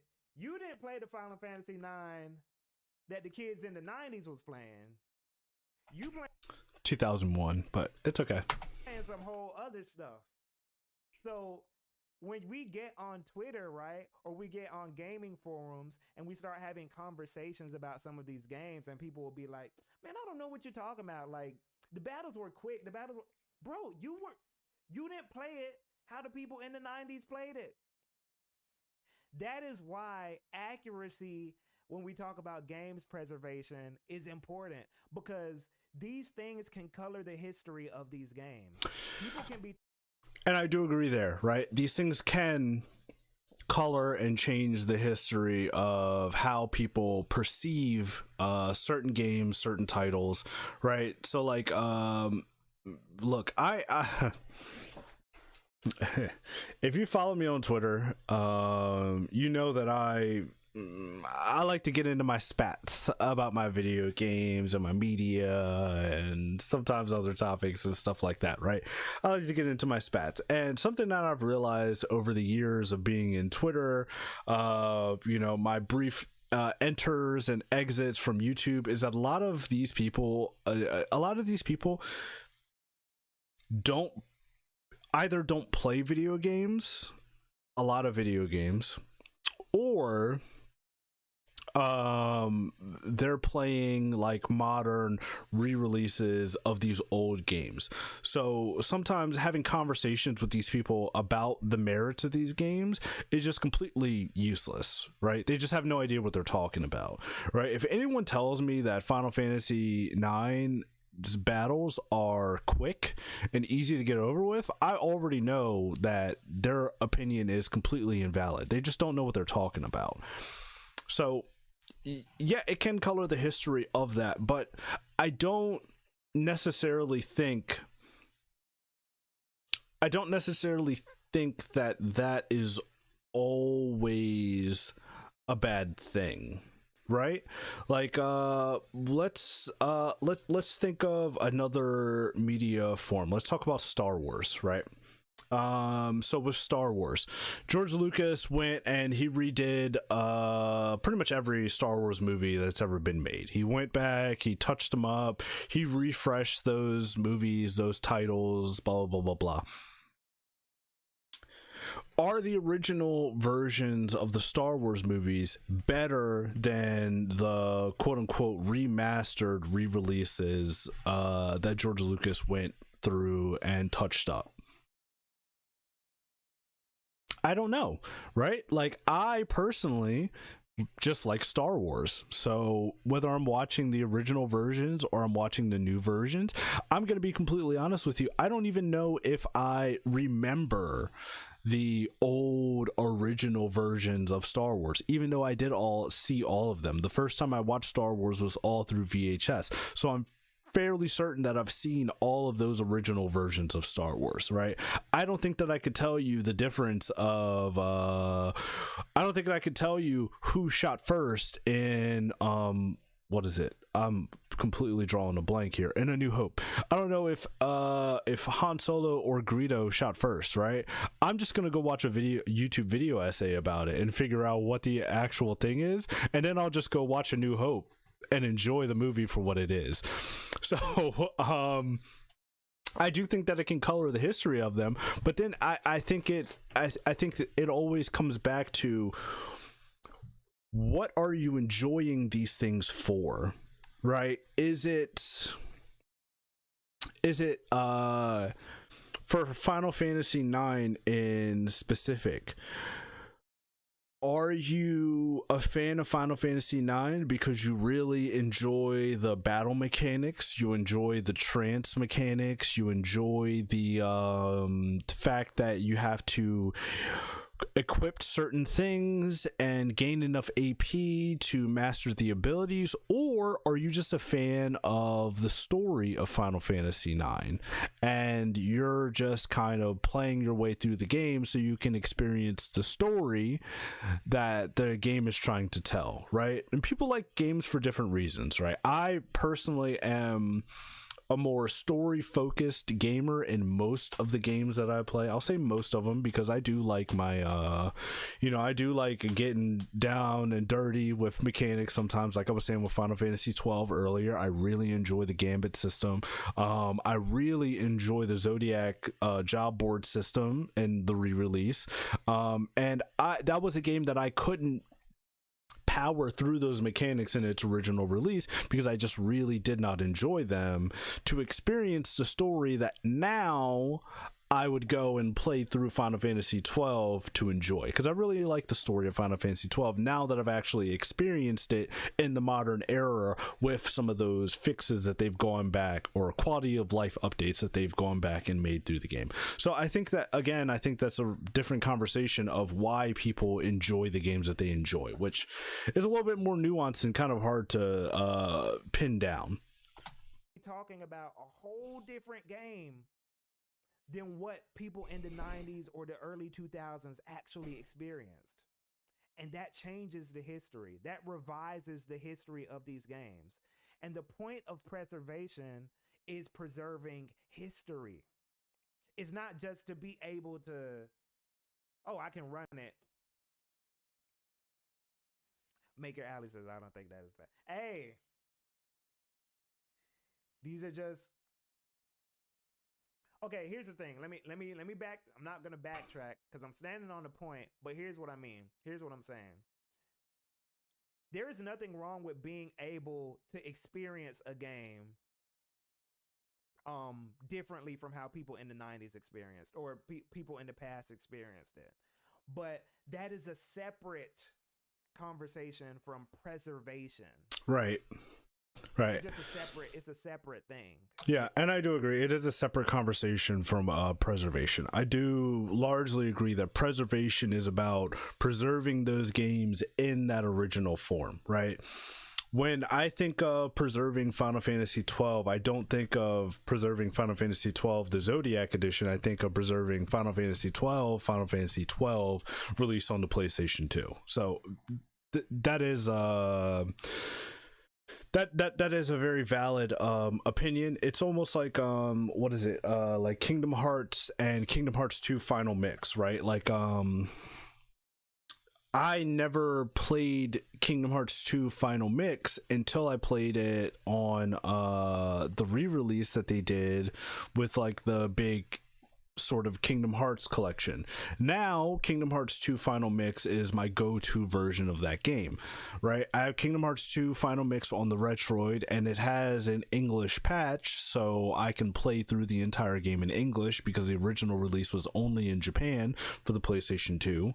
I think it did come over later, but that's besides the point. But so now that I have that other version of the game that I prefer more than the original, now I care about the preservation of Kingdom Hearts 2 Final Mix, not just Kingdom Hearts, right? So both of those games are preserved for the people that want to go and play both of those games, but look, it's just a hard topic, right? It's a really hard topic because you have to sort of have an understanding of why people want to preserve certain games. Sometimes it is to get that full-throated experience, right? When I play when I go back and I play Super Metroid, right, I'm playing that with the volume blasting. I'm not playing that in bed with my wife because she's sleeping and I'm in there, I'm going ham, right? I'm shooting in all directions. I'm hammering on those buttons. I'm going through. I'm doing the damn thing, right? So when I sit down and I play Super Metroid, I want to sit down. I want to play Super Metroid. I want to enjoy all of Super Metroid. I want the music. I want everything. Oh, excuse me. When I'm playing something like Pokemon, for instance, right? I'm playing that just for the experience of going through that adventure and playing that game. I don't necessarily need the music, even though I do think that the music in Heart Gold is really good. I enjoy the Johto music, I enjoy the Kanto music, but for that, I'm just playing that to have a really tight RPG monster collecting game where I just go around, I have my little adventure, and when it's done, it's over, I'm done with it. So I think people play games for very different reasons, and I think that people want to preserve games for different reasons even. If I'm going back and I'm gonna go play, let's just say if I'm gonna go back and I'm gonna play Tony Hawk Underground, right? If I'm gonna go back and I'm gonna go play Tony Hawk Underground, there is actually, no, I'll do one even better because this is a game that I'm actually playing. Burnout 3 Revenge, right? If I'm going to go back and I'm going to play Burnout 3 Revenge, like I need all of those elements of that game firing in unison, right? Like I want the game running at full 60 FPS. I want my music fully synced, right? When my Avenged Sevenfold comes on and I'm running through and I'm crashing and burning, I need all of that in full sync together to replicate that experience that I was having when I was a kid.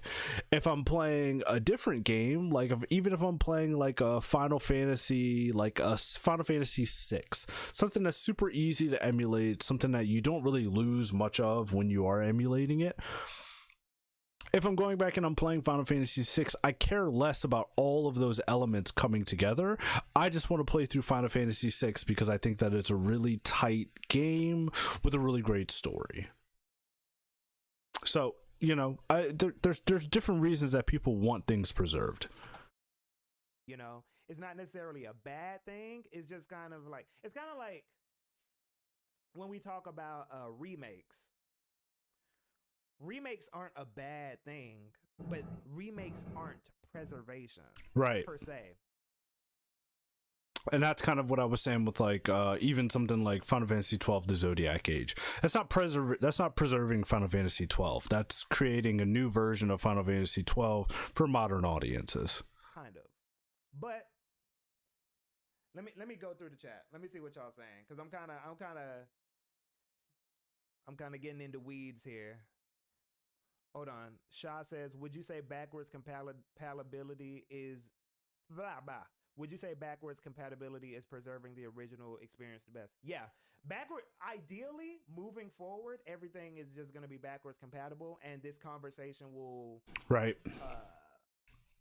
won't be as prominent as like backwards compatibility becomes more of a thing. Because if you can play PS4 games on your PS5, then ain't nothing to preserve. It's like the game's still there. So hopefully, I think that's the future we're moving towards. But that's still, the past is still the past, and we still got to save Lester the Unlikely. So that's still going to be a thing, you know. That's why I just don't like the way Twitter kind of like simplifies or just makes the conversation seem so like black and white. Like, either you're for emulation or you're against it, or you're for piracy or you're against it. It's like, no, it's so many circumstances and nuance and context to consider when we talk about these things, you know?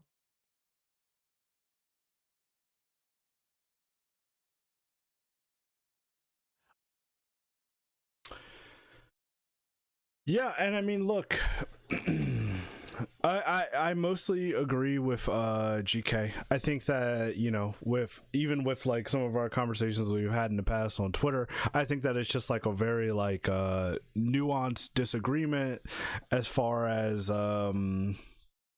the reasons why people want things preserved. And but for the most part, I do think that largely we're in agreement that like preservation for games is good, that emulation doesn't always equal piracy, that sometimes piracy is the only way to experience certain games, and that the way that, well, I think that this might be not necessarily a disagreement, but I think this might be something that we see eye to eye. We might not see eye to eye on, because I know that GK, he's very much a gamer's gamer, right? He's all about the mechanics. He's all about getting deep into the weeds with stuff like that, which, you know, I respect him for. But you know, sometimes the experience of going through something is more important than experiencing the exact same thing that others experienced, right? So if I can recommend to someone the best way to play Final Fantasy IX today, what is today? Today, March 10th, 2024, I'm going to tell them to buy it on a modern console, preferably the Switch, because I think that it's great handheld. I'm gonna tell them to use the speed up features. I'm gonna tell them obviously to stay away from like the auto trance and like the level 99 invincible cheats and everything like that. But hey, go play your game, use the speed up features, because those battles are dreadfully slow, and you're gonna have a great time with it regardless of however you experience it. But I do think that the better way to play it in today's day and age is with those newer features, right? I do think that that's the best way to play Final Fantasy IX. Now, whether or not the purists are going to come for me for saying that, or whether or not that is actually preserving that game, that's a different conversation. For me personally, I do think that it's preservation of Final Fantasy IX. I think it's Final Fantasy IX, whether you have the speed up, whether you have the cheats, or whether you have anything. Because look, even back in the day when I was playing Final Fantasy IX, we still had Game Shark, and I've never really used a Game Shark in my life, but I'm pretty sure with the Game Shark you could do everything that you're doing on an emulator just with the Game Shark instead. So, you know, look, and that's all I necessarily have to say on the emulation topic. Like I said, keep an eye out for the Retroid Pocket 4 Pro video whenever I get around to making it. I'm gonna go a lot more in depth into how certain games work on an Android based emulator, especially one that only costs around $200. Definitely go check out GK on Twitter. Really great follow. He posts some hilarious stuff, and like I said, man, he's a gamer's gamer, so usually when he's talking about a video game, it's definitely worth at least taking a glance at. Might not always be your speed, it's not always my speed, but it's always worth taking a look at when he's talking about games. So I don't know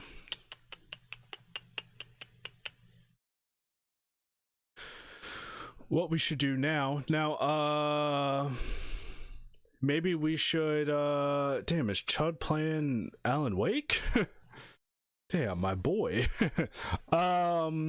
Yeah, maybe we should transition over into some games. So I'm gonna I guess throw up the starting soon screen, change my stream title, and maybe we'll hop into New Game Plus mode on Spider-Man 2, because I've been meaning to check that out. So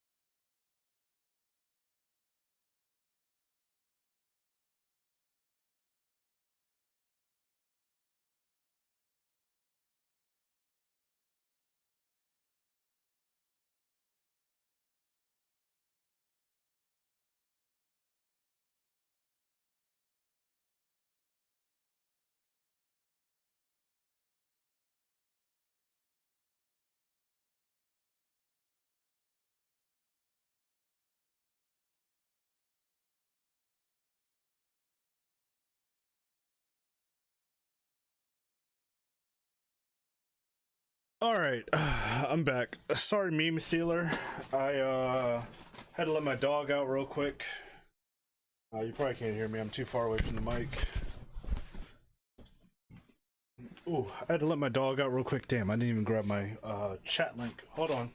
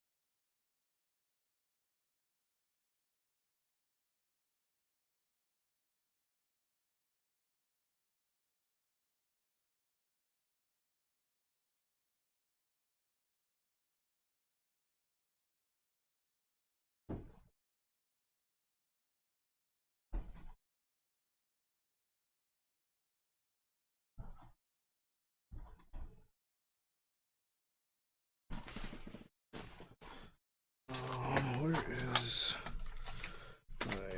God damn it. Where is the cable?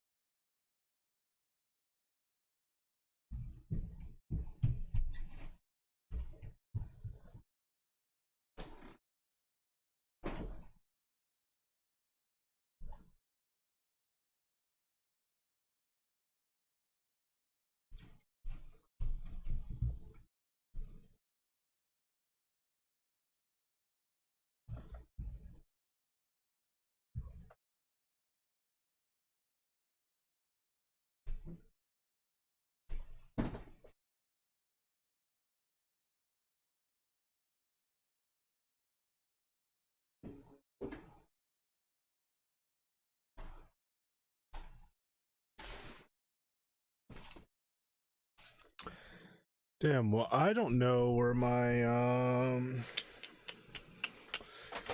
aux cable is for my headphones. Is it in here? Nope, that's not it. That's not it either. I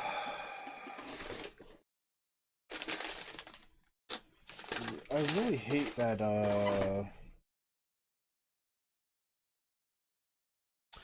PlayStations can't just capture the audio while I'm using my headphones wirelessly. It's like the dumbest thing in the world. Actually. Like, actually fucking dumb.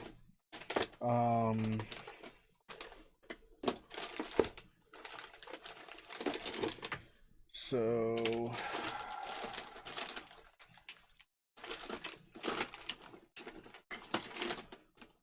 That's really annoying because I wanted to...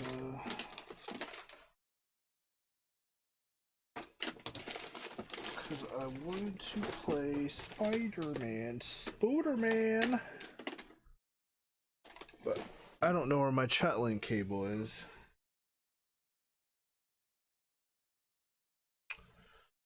So...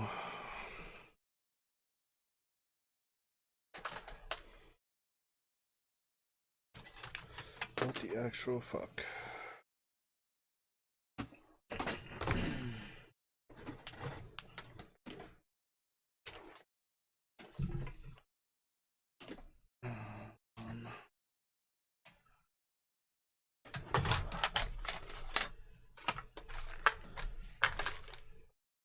And this is annoying too because I could have sworn I had a extra in here.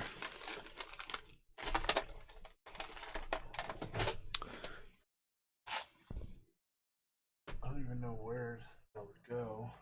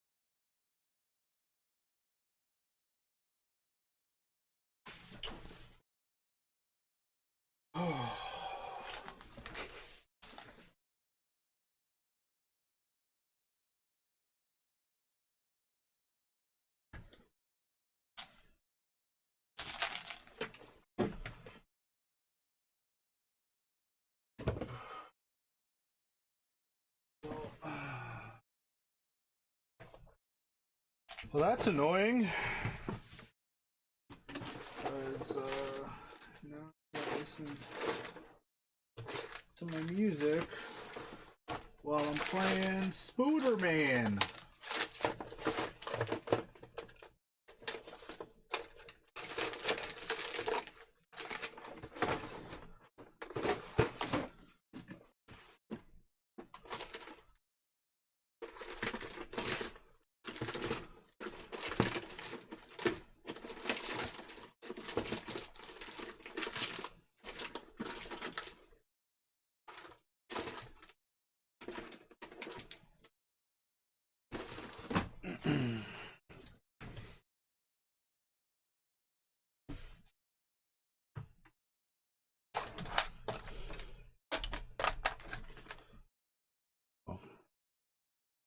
Guess I can use these.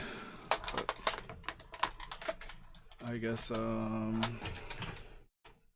know.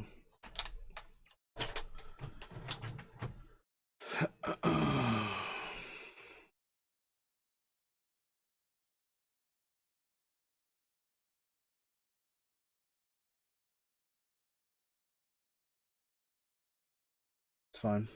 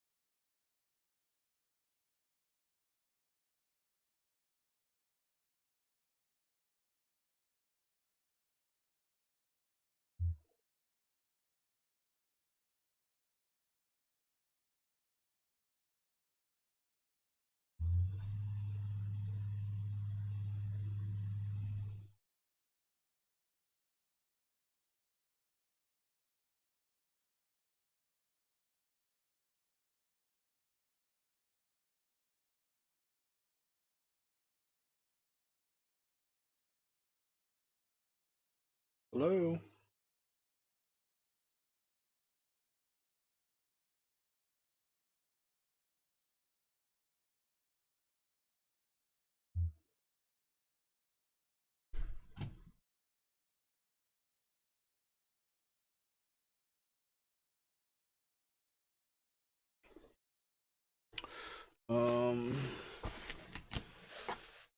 I don't know what's happening with my PlayStation. Why isn't that coming on? Did I have the cables wrong?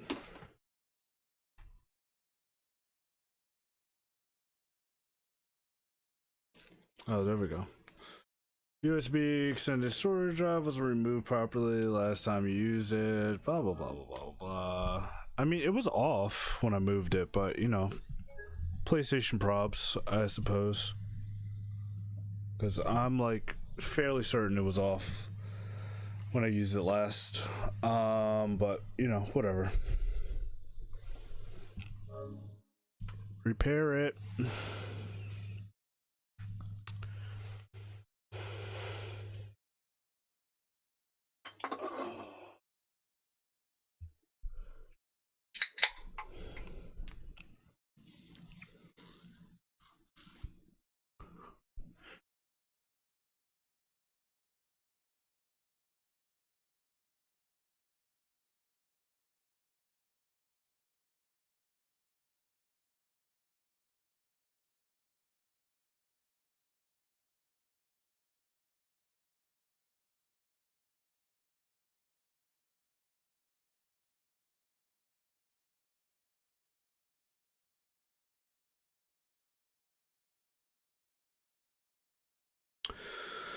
Oh. Yeah, so I mean, look, I don't really have much more to say about the games preservation thing. Fuck, these headphones suck, man. This sucks that this is literally the only option I have, but or actually no, maybe I can monitor the Elgato. Can I monitor the Elgato? Okay. Yeah, maybe I can just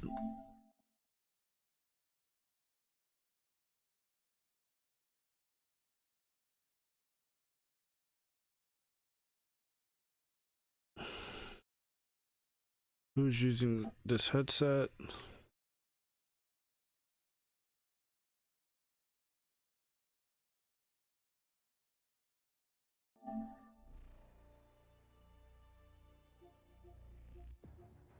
Oh yeah, well that's like it's giving me a lag.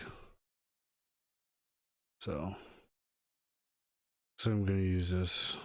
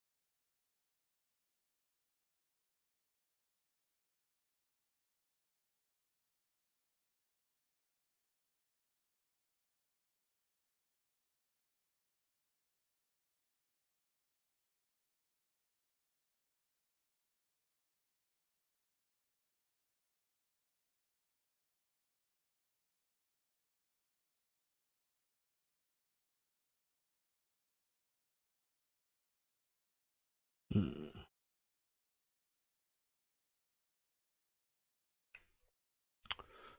Um.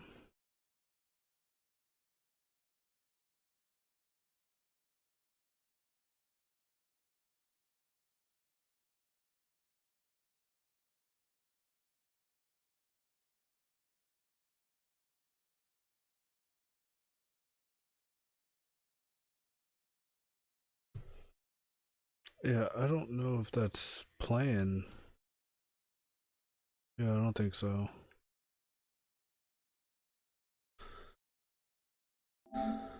Okay, so if I do it through HDMI, it captures the audio, and then I just have to deal with the delay.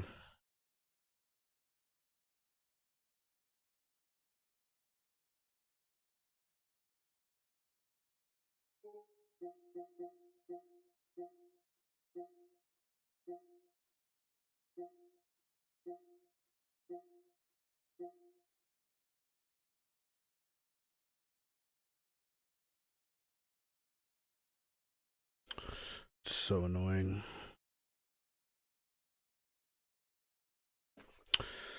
Wait, let's just look it up.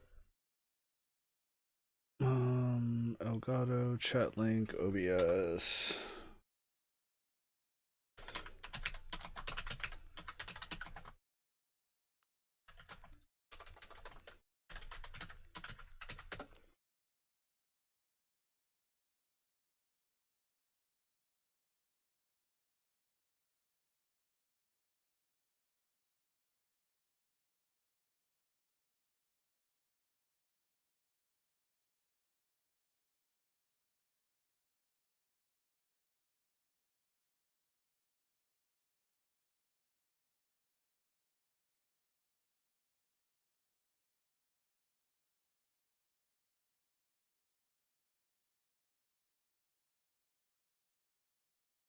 Let's see. Elgato.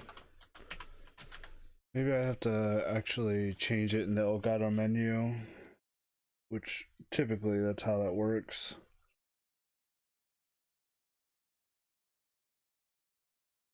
Okay, of course it's on my other screen.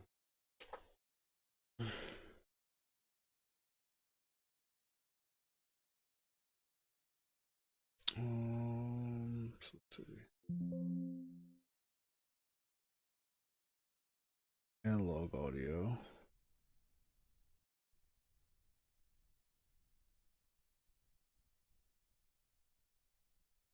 Now let's look at it.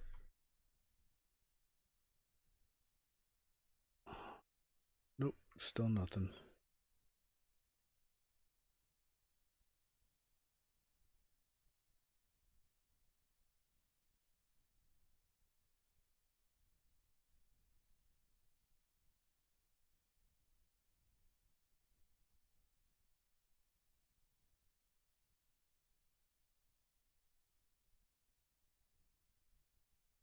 Hmm.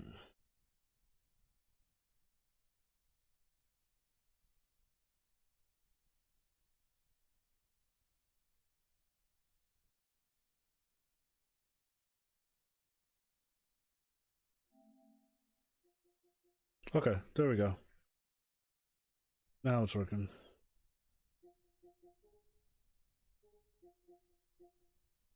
Okay. Perfect.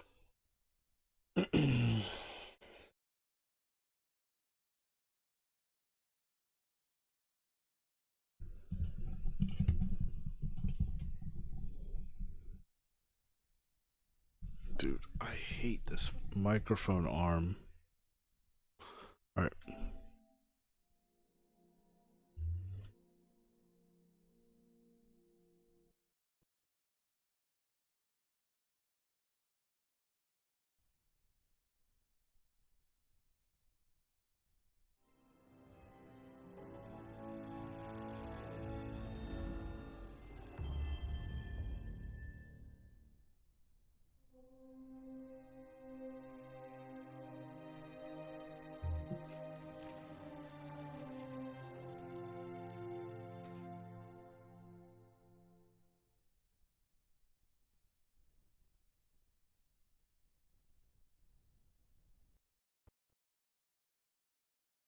What happens if I unplug this? Is it still gonna work?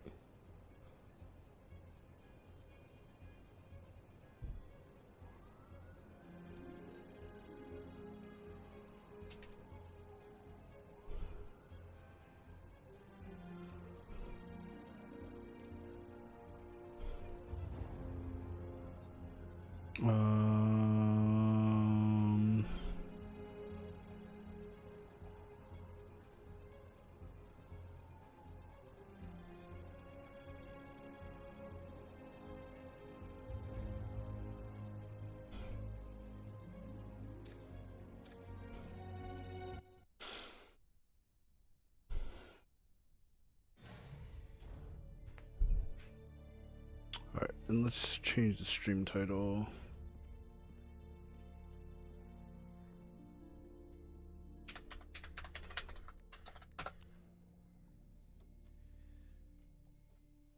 We're ready.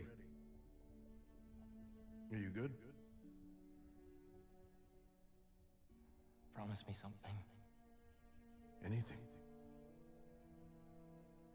If this doesn't work, take me out. It'll work. I don't have a lot of time left. I want a chance to say goodbye.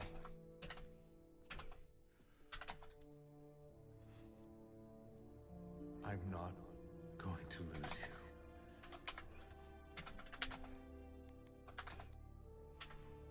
I will never let you go.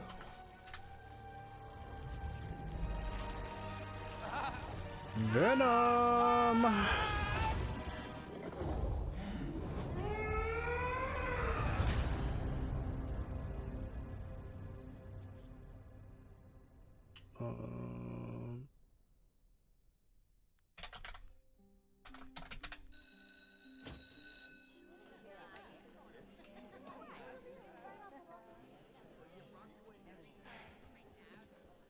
We have a bell for a reason.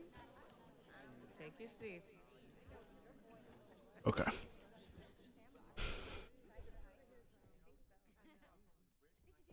I'm here! Good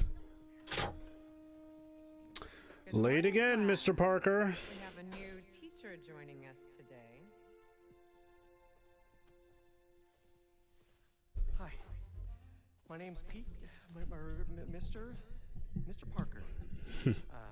And we are all very lucky today, because this is physics class, and physics is awesome.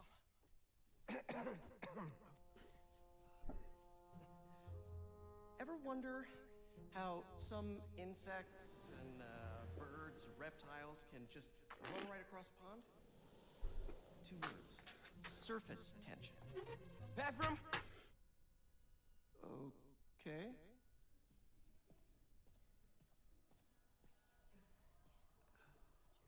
Now, surface tension is all about cohesion. Now, in equation form, surface tension, gamma, can be calculated as the force exerted parallel to the surface of a liquid. F. Oh, let me turn on my webcam thing. I turned it off earlier. The line over which the force acts. Can anybody? I need your help. Mr. Morales, is it? Are you sure this isn't something you can handle yourself? I'm sure. Okay, class. I love how the lady is still interpreting for him. Miles, I need this job. If the principal comes back and sees I'm gone, I'm gonna get fired. I know, but you gotta see this.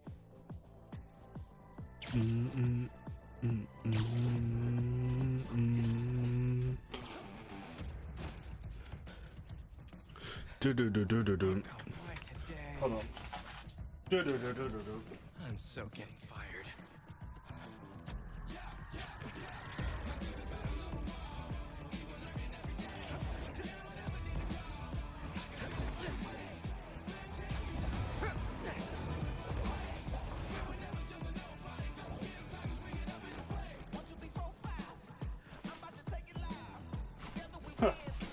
Damn, Spider Monkey. Principal Evans already hates me for being late this morning.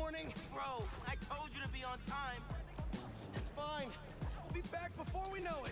Good, because I have my college application review with the school counselor. Oh, you finished your essay? Haven't started. Oh, well, let's get to the city and take care of Marco quick then.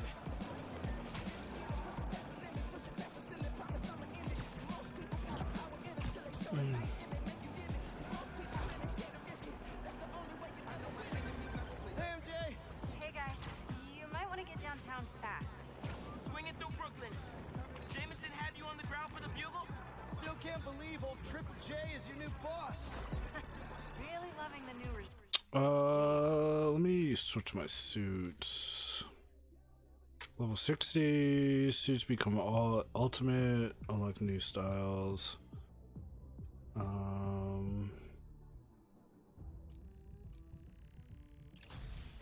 Yeah, let's do a new red and blue suit, and then for Miles, well,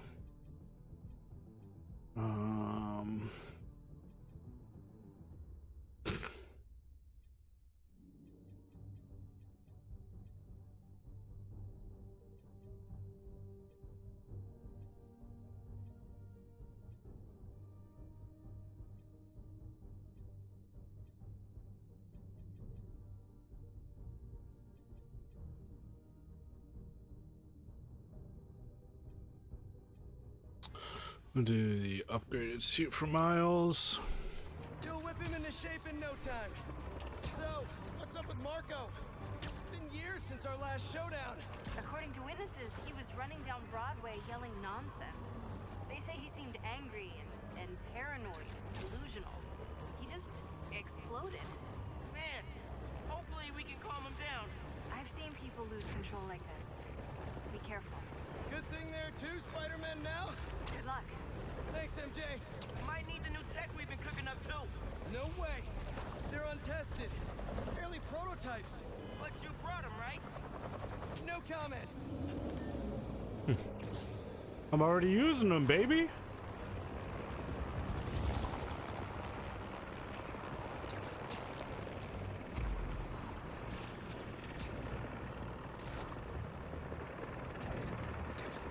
Look out! Oh shit. Yeah, but I think we found him. Marco!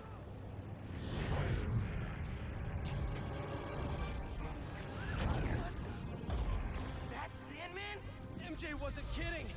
We gotta help him before he hurts someone. Or himself. Maybe he's hungry. To toss the big Oh guy a shit. snack. What's the plan? Keep him busy. I got an You know, so many people were like in love with this opening, but I'm not gonna lie, I thought it was just okay. I honestly think the opening for the first Spider-Man is a lot better. When you crash Fisk Tower and everything like that, this is just like Marco, you should try yoga. I don't know. This to me feels like I want to be classic God of War, but I don't have the juice. That was your idea? It's too close on my face. Too dark on my face, I meant. Normal day. Teach physics. Have awkward conversations in the teacher's lounge.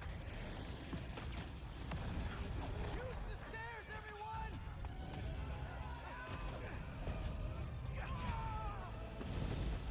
Spider-Man, think you can sign for this delivery? It's coming in hot. I'm there! I got him. Mini Marcos? I wish I could do that. Set Mr. Airstick down. Not before he bonked on my suit. He's not the only one. Sandman just puked out some new friends. What the?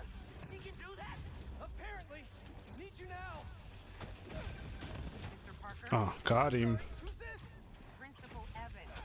Of course. Oh snap. All students have evacuated their classrooms. Where are you? Mr. Parker? I just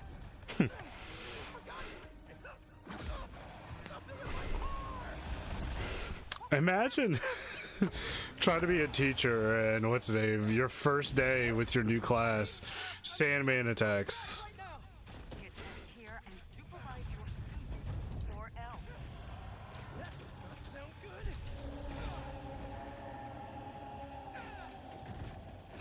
I mean, I guess it's technically impressive, you know what I mean? Like, I feel like maybe I just take, cool shit in games for granted nowadays. You know what I mean? Because, like, the opening scene of God of War 3, so incredible at the time. This just, like, you know, just feels standard.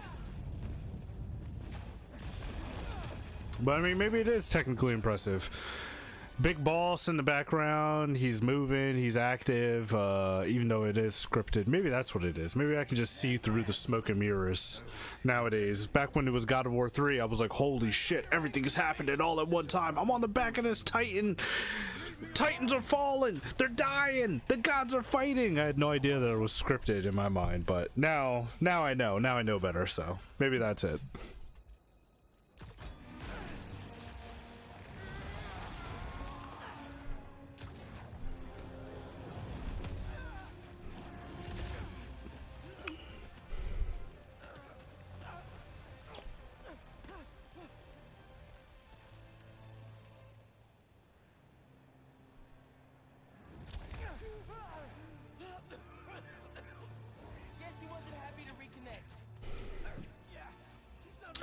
And this is where I switch to Miles, maybe? Yeah. He's not listening. We gotta turn it up a notch. Ow! He hates water. His shoulder's already wet. Oh shit. Bet he's not a big fan of electricity then either. Read my mind. Got him.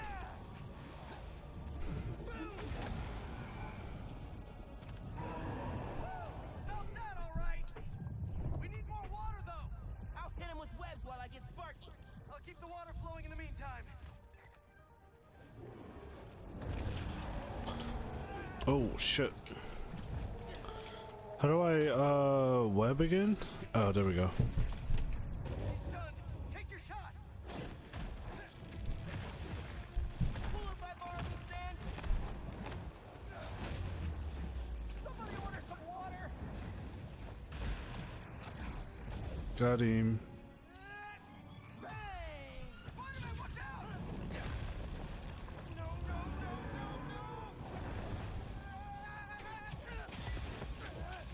I mean, this is impressive, you know, flexing that PS5 SSD. Okay?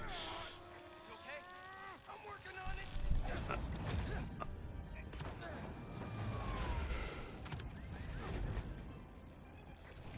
Thought I lost you there. Can't get rid of me that easy. Oh.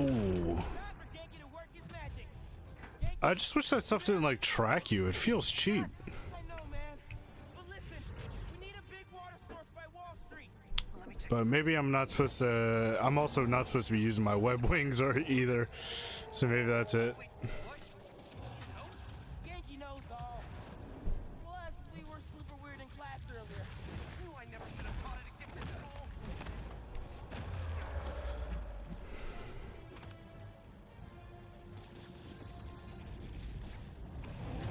school. Ooh. I can get up close Tried now. it. Here it comes. This is for your own good. Give him today's forecast, Spider-Man. 100% chance of rain. Got it right where we want him.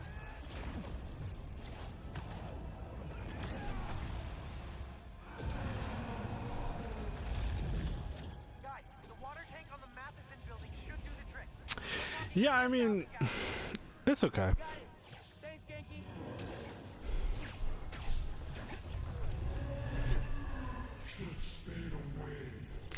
I mean, it does feel a lot better when I have like the. Oh wow. I was gonna say it does feel a lot better when I have like the timing and stuff down.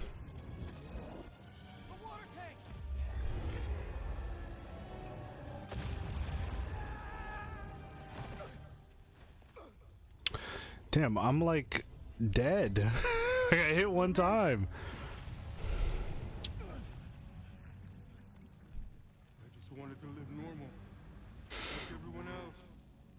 This isn't the way, Marco. For a guy like me, there is no other way.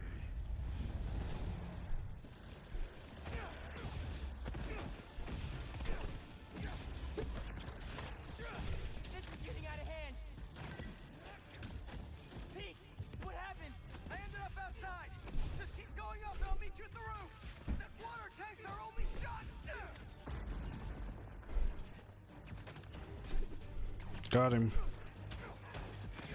All this only way is up.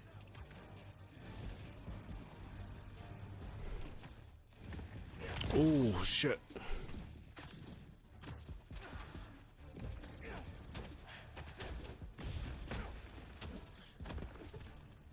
Where are you, Pete? Stay inside! Guess he's busy. It's gonna be a long day if we don't get that water tank. Keep it moving, Miles.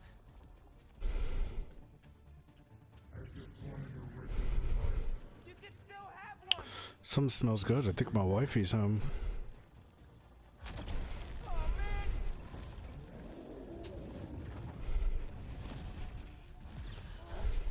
Why couldn't Marco just make sandcastles instead?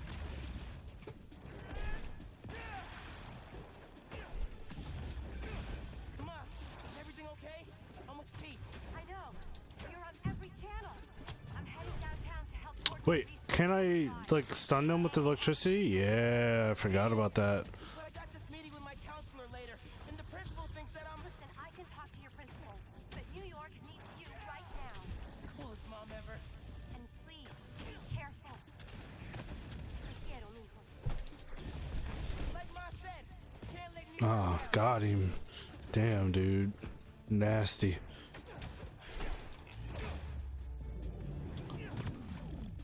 Clapped.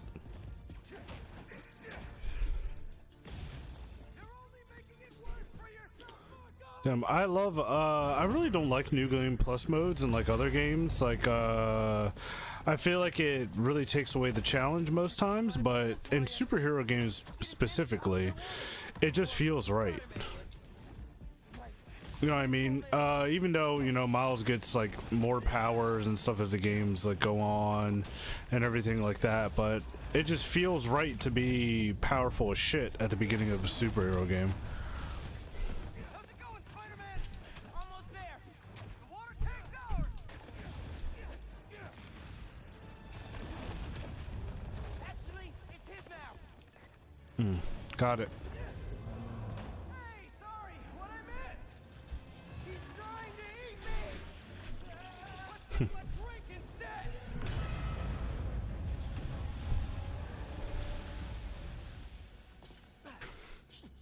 Did we do it?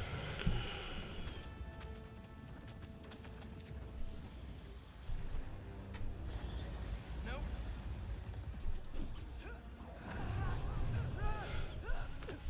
Pete! Break out the new toys! The suit's last software patch wasn't stable, but here goes nothing. The web wings? They're flying! But we're not out of this yet. Marco's at Pier 4 Beach. It was really awesome first time through when you pulled out those web wings Gonna need you ASAP, Miles. and just I'm right behind you. Miles? Miles!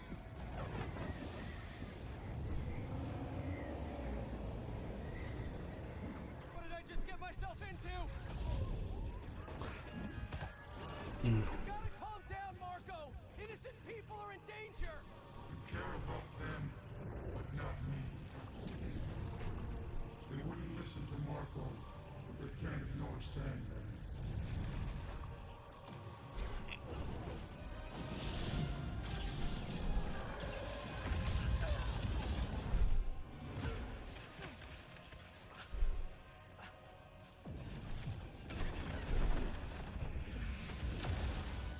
Miles.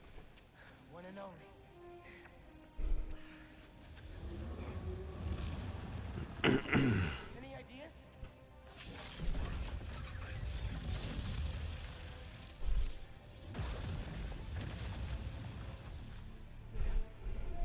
Class is back in session. oh, Generating a lot of electricity. I forgot I can use my symbiote abilities. I forgot we got the anti-venom. The voltage. Bogue, you're right. Like when I shot the mini. A+. You absorb enough energy. I'll shoot it right at him. You want me to get hit by lightning? Can you handle it? There's only one way to find out.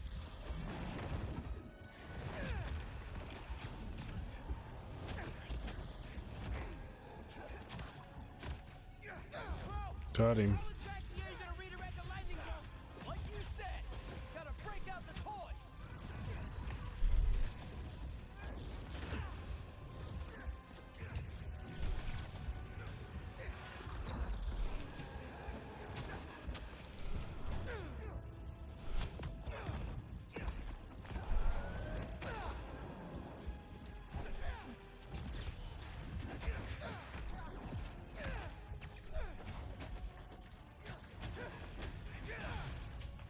Now or never, Spider-Man. Time to move. Why won't you just be off? Because we promised to protect your city.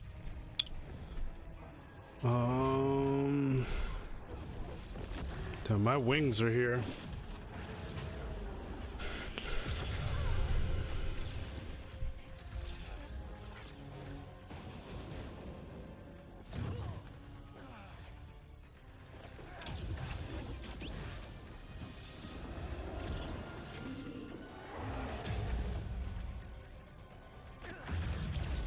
I don't even remember how this, oh, there you go.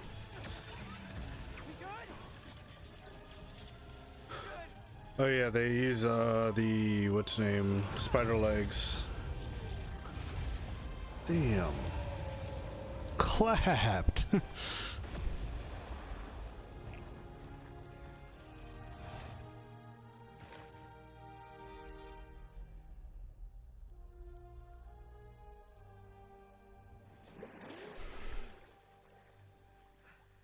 have sand everywhere.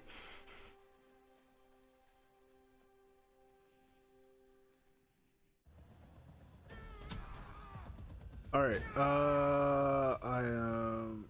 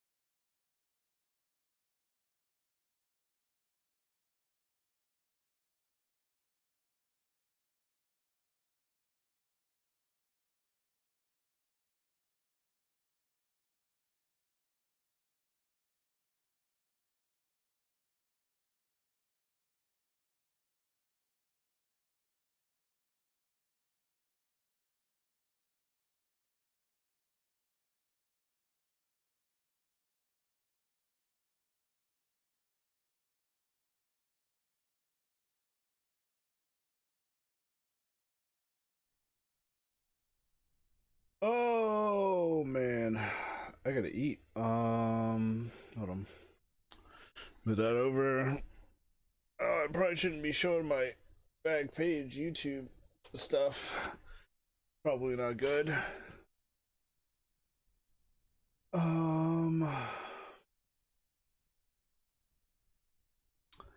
It eats, so let's boot up some